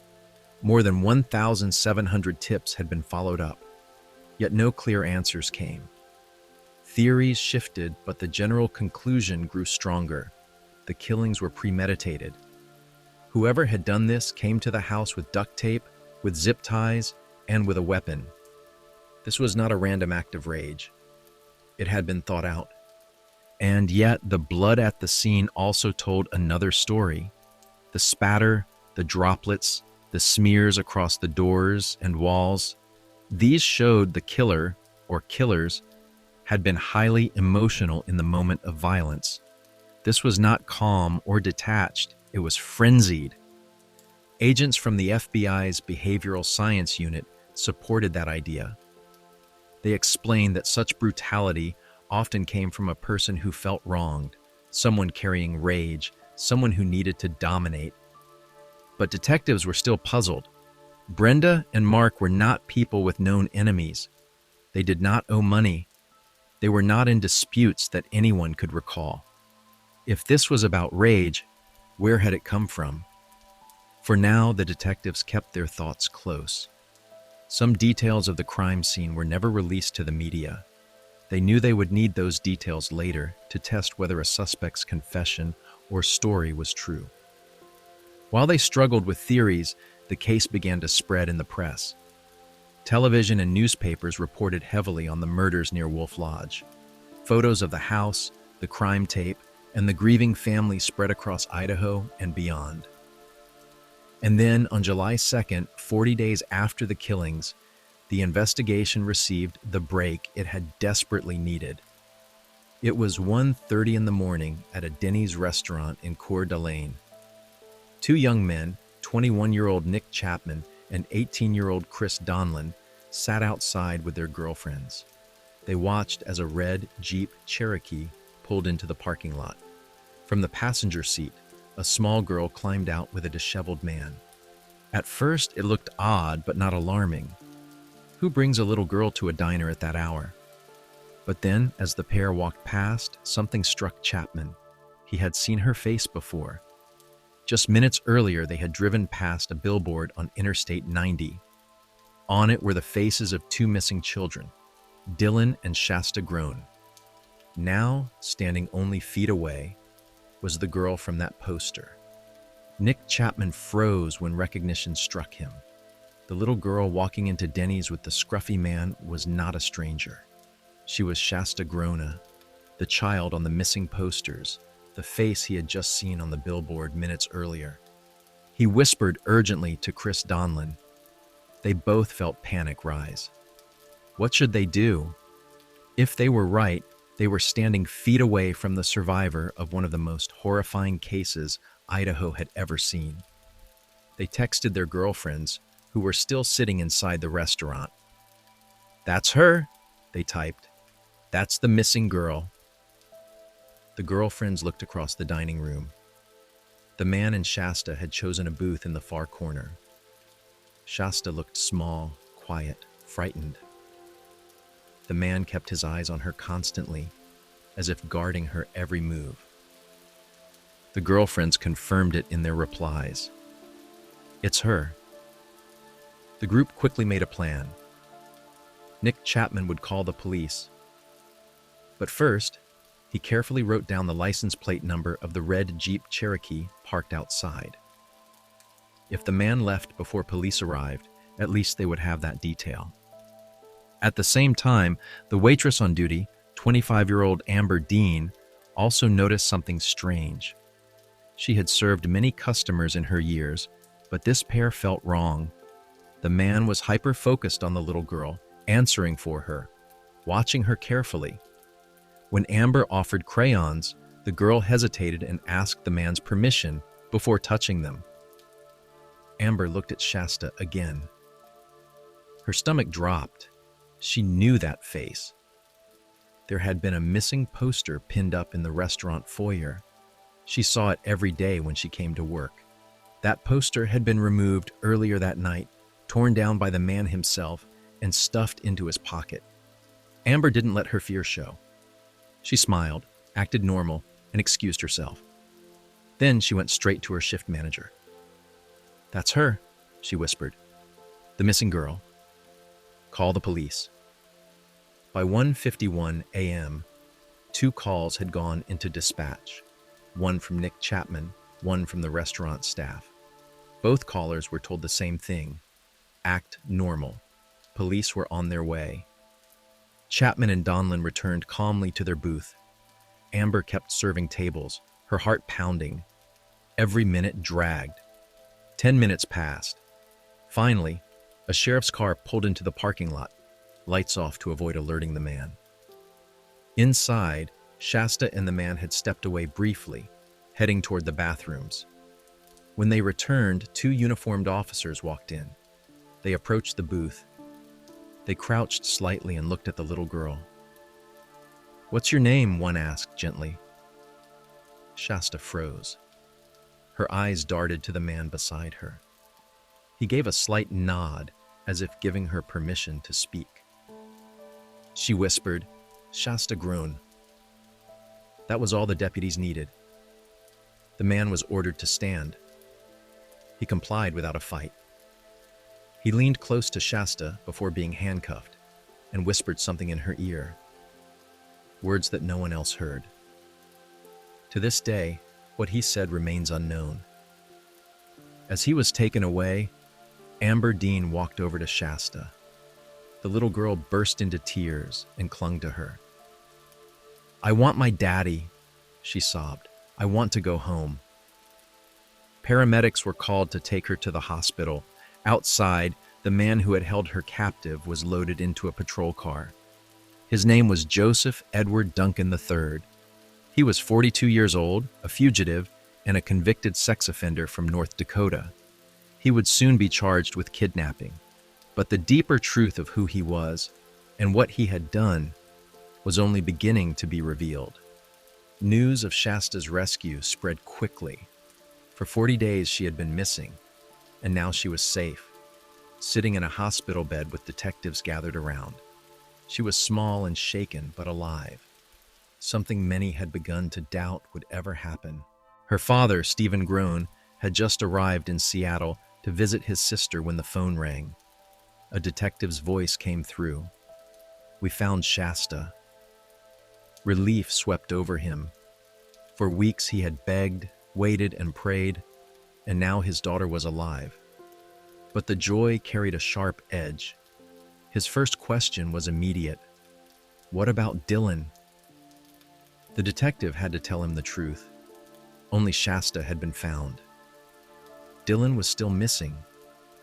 Stephen hurried back toward Idaho, his hope mixed with dread. Meanwhile, investigators focused on the man arrested at Denny's. His name was Joseph Edward Duncan III. At 42, he was already a fugitive, wanted in North Dakota for violating parole. His background quickly emerged. He was a registered sex offender with a long criminal history. At the hospital, Shasta slowly began to open up. Detectives asked gentle questions, careful not to overwhelm her. They needed to know what had happened in the weeks she was gone. Where had she been? What had this man done? Was Dylan still alive? Shasta told them that the man had taken her and her brother to a campsite in Montana. She remembered maps, mountains, and an isolated camp area. The man told her his name was Jet Duncan. But when they asked about Dylan, her words grew heavy. She didn't want to talk about her brother. She hinted that he was no longer alive. Still, detectives pressed carefully. They had to know. She described some of the things Duncan had told her. He said he had been watching the family for days. He knew about the back door being left open at night. He even admitted he had fed the family's dog treats so it would not attack him. He had planned his attack carefully. Shasta remembered the night it all began. She had woken up to the sound of her mother yelling her name.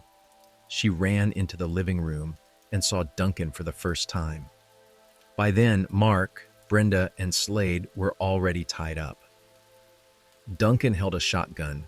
He forced her and Dylan to the floor, bound them, and carried them out of the house into the white pickup truck. Shasta recalled hearing her stepfather scream out in pain as Duncan went back inside. Moments later, it was quiet again.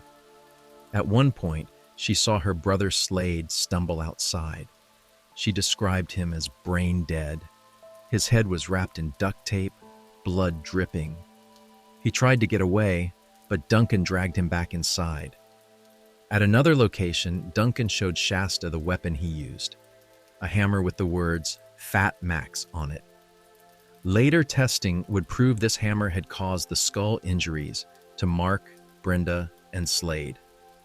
At the campsite, life turned into survival. Duncan forced Shasta and Dylan to live in isolation with him. He controlled every move they made. She said Duncan told her many times that he planned to let her go because she had taught him how to love. But Dylan did not survive. Shasta explained that Duncan eventually turned violent against her brother.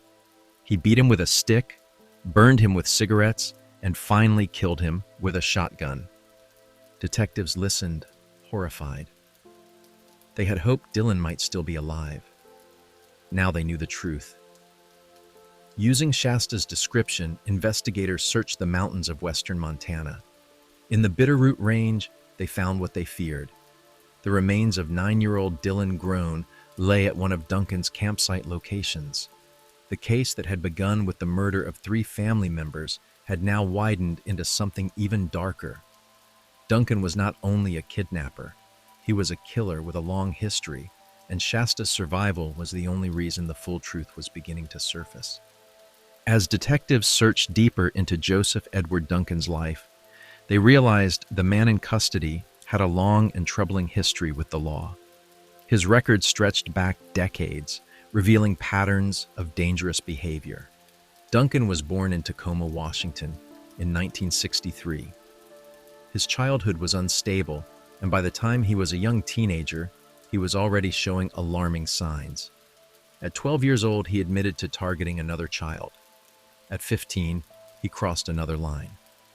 That same year, he stole a car and led police on a high-speed chase. He crashed through a roadblock, badly injuring his face and leaving scars that stayed with him.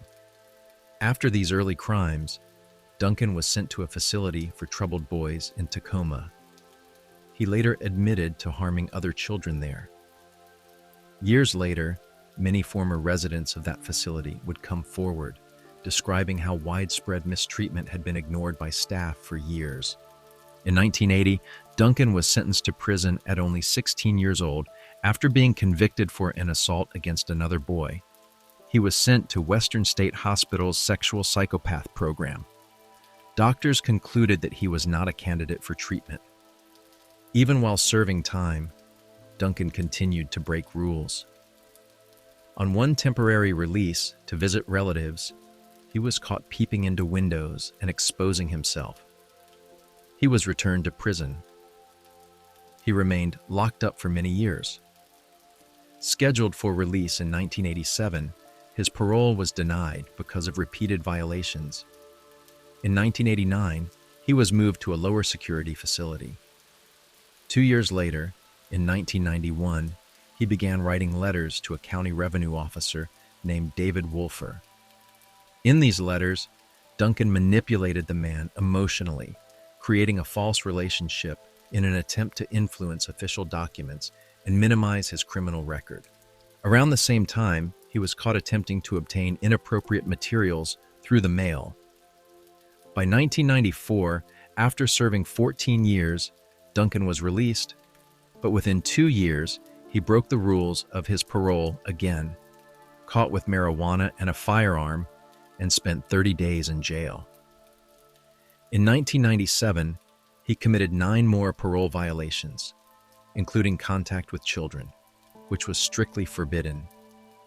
That same year, Megan's Law had just come into effect, requiring offenders to register their addresses with local law enforcement.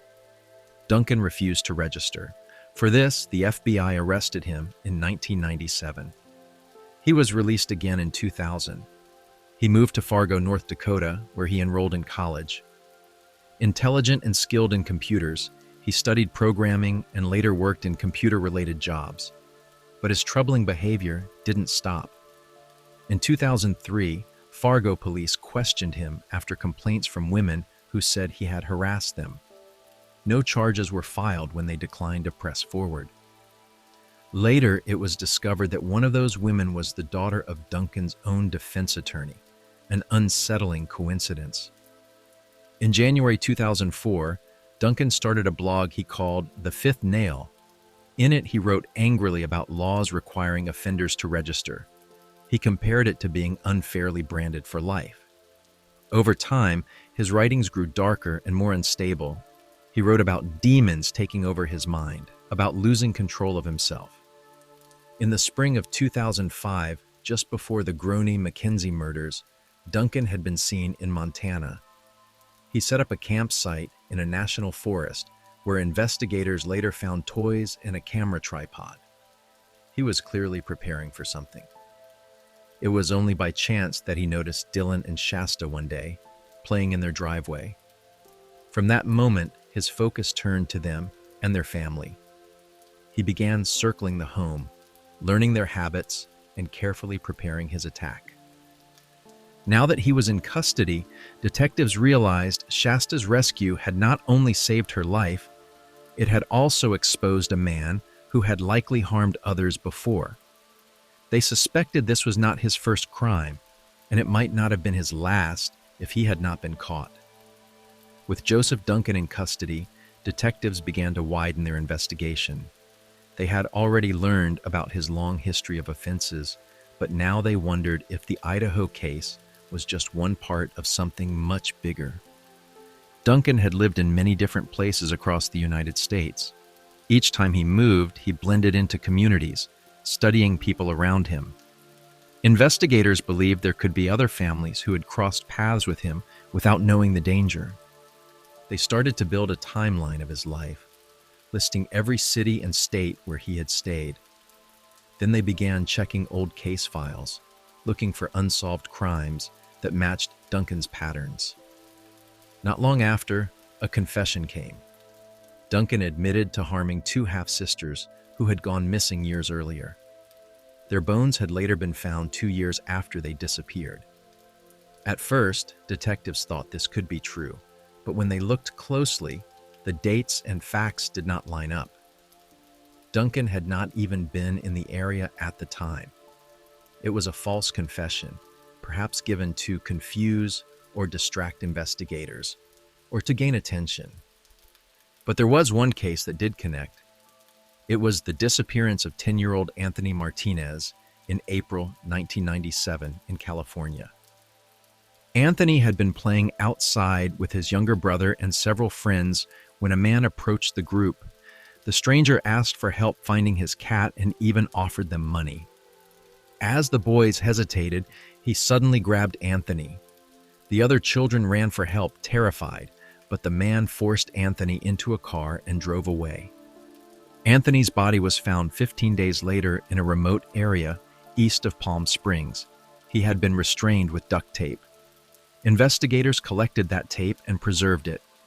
Now in 2005, the FBI compared fingerprints from the tape with Duncan's. The results were a match. He had been responsible for Anthony's abduction and death. Detectives also learned that in 1997, Duncan had been dating a woman who drove a 1986 Chrysler New Yorker, the same kind of car witnesses had described in Anthony's case. The evidence was clear. Duncan was linked directly to Anthony Martinez. For investigators, this discovery was chilling. It showed that Duncan's crimes stretched across state lines and across decades. He had not been caught after Anthony's case, and in the years that followed, he had continued to plan, stalk, and eventually target the Groene-McKenzie family. But detectives also knew that Anthony and Dylan were not the only children in danger. If Duncan had lived in many states and traveled frequently, how many other cases could be connected to him? It was a question without an answer, at least not yet. And while detectives continued to search Duncan's past, they also had to prepare for his future. The courts were waiting, and justice for Shasta, Dylan, and the rest of the Groene-McKenzie family was only beginning. Detectives now needed Shasta to guide them through the final missing pieces of the story. She was the only living witness who knew exactly what happened in the Groene-McKenzie home and at the campsite. She explained that on the night of the attack, she had been asleep when her mother called her name. She ran into the living room and saw the man, Joseph Duncan, for the first time. Her stepfather, Mark, her mother, Brenda, and her brother, Slade, were already tied up. Duncan was holding a shotgun. Shasta and Dylan were bound as well and carried outside to the white pickup truck. She remembered hearing Mark scream in pain from inside the house. Then it went quiet. At one point, Slade managed to stumble outside, but he was badly hurt. His head was covered with duct tape, and blood was everywhere. He couldn't see. He was confused and weak. Duncan dragged him back into the house. Later, Duncan showed Shasta the weapon he used on the family. It was a hammer with the words Fat Max printed on it. Investigators later confirmed that the injuries to Mark, Brenda, and Slade matched that hammer. Duncan drove Shasta and Dylan away from the house. They switched vehicles at another location, leaving the white truck behind and moving into the red Jeep Cherokee. He took them to a remote campsite in the Bitterroot Mountains of Montana. At the camp, Duncan controlled everything. He kept Shasta and Dylan close, far from anyone who could see or hear them. He told Shasta strange things, that he was going to let her go because she had taught him how to love. But Dylan's fate was different. Shasta described how Duncan became cruel toward her brother. He beat him with a stick, hurt him with cigarettes, and in the end used a shotgun to end his life. It was painful for investigators to hear. They had hoped Dylan might still be alive. But Shasta's words confirmed what they feared. Guided by her testimony, investigators searched the mountains where Duncan had camped. In one of the areas she pointed out, they found Dylan's remains. The hope of bringing him home alive was gone. This testimony gave detectives the timeline they needed. It explained why the house looked the way it did, why the blood patterns were so chaotic, and how Duncan had managed to control the family. Now, with Duncan in custody and the evidence complete, the case was strong, but it was also heavier than anyone had expected. The Idaho murders, Dylan's death, and Shasta's survival were only part of the story. The truth was that Duncan's violence stretched back many years, and he would soon face trial not only in Idaho, but also in federal court and in California. Justice for every victim was now the next step.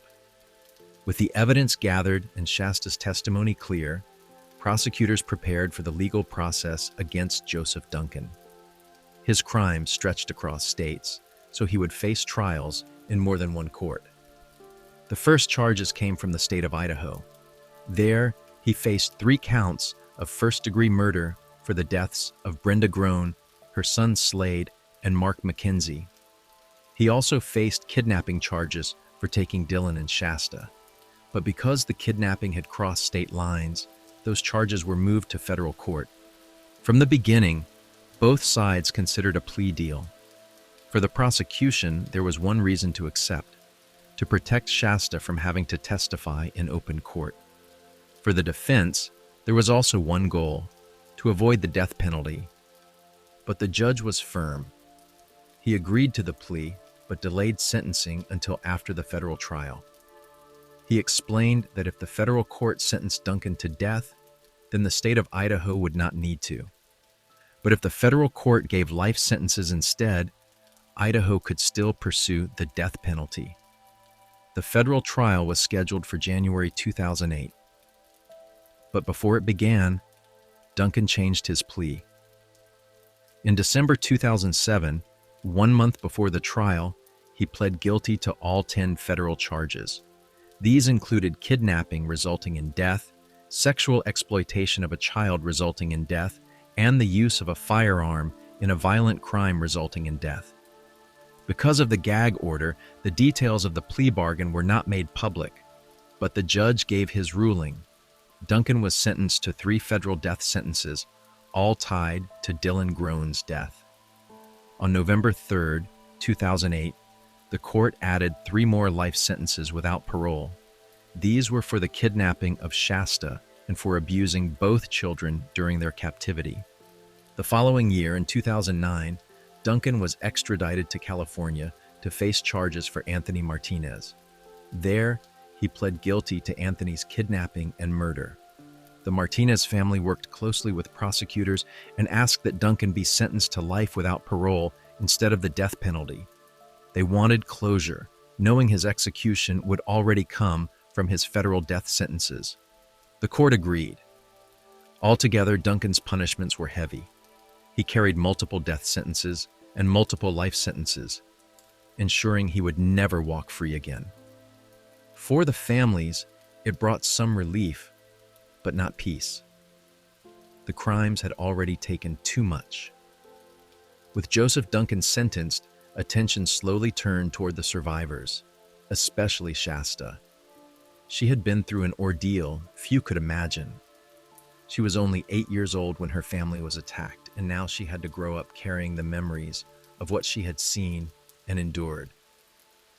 Experts explain that children who go through crimes like this often face lifelong challenges. Trust, safety, and relationships can all be shaken. Shasta's experience had undermined the very basic needs of childhood. Still, even with these struggles, Shasta showed remarkable strength. She appeared in interviews over the years, proving that she was not just a victim, but also a survivor. She went on to have children of her own, showing deep love and care for them. But life was not easy. Like many people carrying heavy trauma, she faced difficulties, including battles with addiction. She worked through these challenges as best as she could, supported at times by family, friends, and the community. Her father, Stephen, also carried the pain of what had happened. Losing Dylan and Slade, as well as Brenda and Mark, left scars that would never fade. But having Shasta alive gave him reason to keep moving forward. For the public, Shasta became a symbol of resilience, the little girl who had survived when everything seemed lost. But for her, the story was deeply personal. Every day was a reminder of what had happened and of the family members who were gone. As for Duncan, he was moved through the prison system, serving his multiple sentences. He remained on federal death row, but the story was not over yet. Years later, in 2021, news would break again, this time about Duncan himself. After years of court hearings and endless headlines, Joseph Duncan remained on federal death row. He had been convicted and sentenced to multiple death penalties, along with several life sentences, ensuring he would never walk free again. But in March 2021, news broke that Duncan had died in prison. It wasn't an execution that ended his life. Instead, it was illness. Doctors confirmed he had brain cancer, and the disease took him while he was still on death row. For many, his death felt like a final chapter. Yet for the families of his victims, it was complicated. His passing did not bring back their loved ones, nor did it erase the pain he had caused. But it did mean he no longer existed, no longer posed a threat to anyone. When the news reached Shasta, she released a statement. Her words were powerful and filled with honesty. She said, "Yes, Joseph Duncan is gone now, but it doesn't bring our loved ones back. It doesn't erase the empty moments when they should be here with us, but aren't. All because of one person's selfishness." She went on to explain how she felt waking up after hearing the news. "For so long, I have been struggling with the hate toward that man. Today, I woke up feeling like my soul was finally free." Shasta also thanked everyone who had supported her and her family over the years, those who had searched for her, prayed for her, and kept her memory alive in the public's heart. Her words closed with compassion. She said she was also thinking of Duncan's other victims and their families, including the Martinez family in California and the families of 2 missing girls whose case Duncan had falsely confessed to.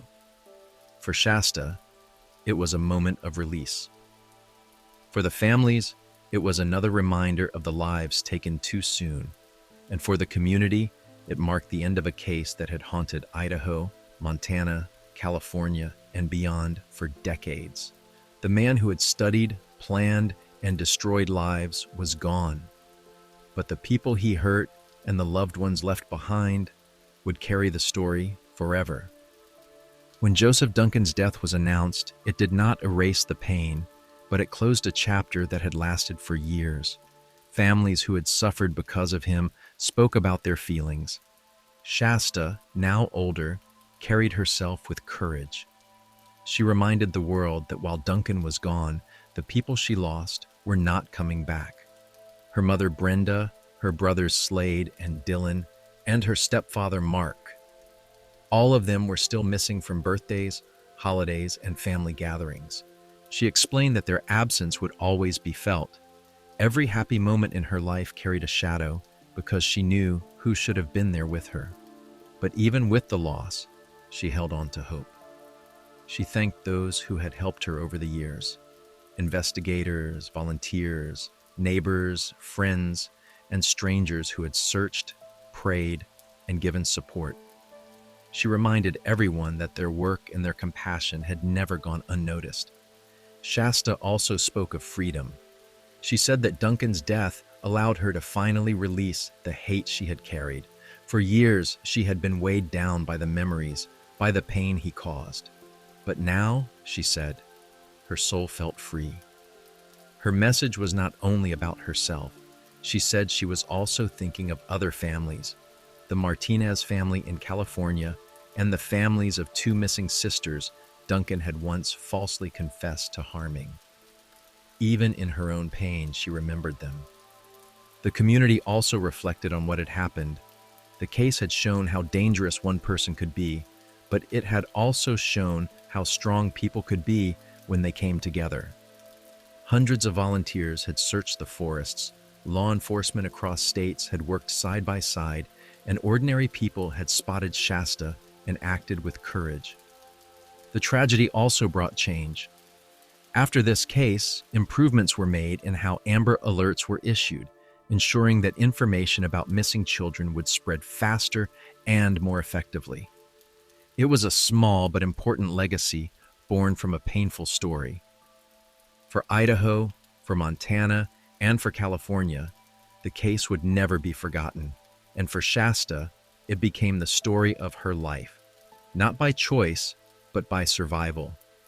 She had lived through the unimaginable, and though her road was difficult, she continued to move forward. The story closed with her words, words that showed strength even in pain. He is gone now, but we are still here, and we will keep living. This was the story of the grown Mackenzie family and the survival of young Shasta. A heartbreaking case, but also one that showed us the strength of a child, the dedication of investigators, and the courage of ordinary people who stepped in when it mattered most. Remember, this is not just a story to listen to and forget. It is a true case, one that carries lessons about awareness, safety, and the reality of the world we live in. So please, if you found value in this, don't just keep it to yourself. Share it with your family and friends, because stories like this can open eyes and protect others. And if you haven't already, make sure to subscribe. That way, you'll never miss the next case we cover together.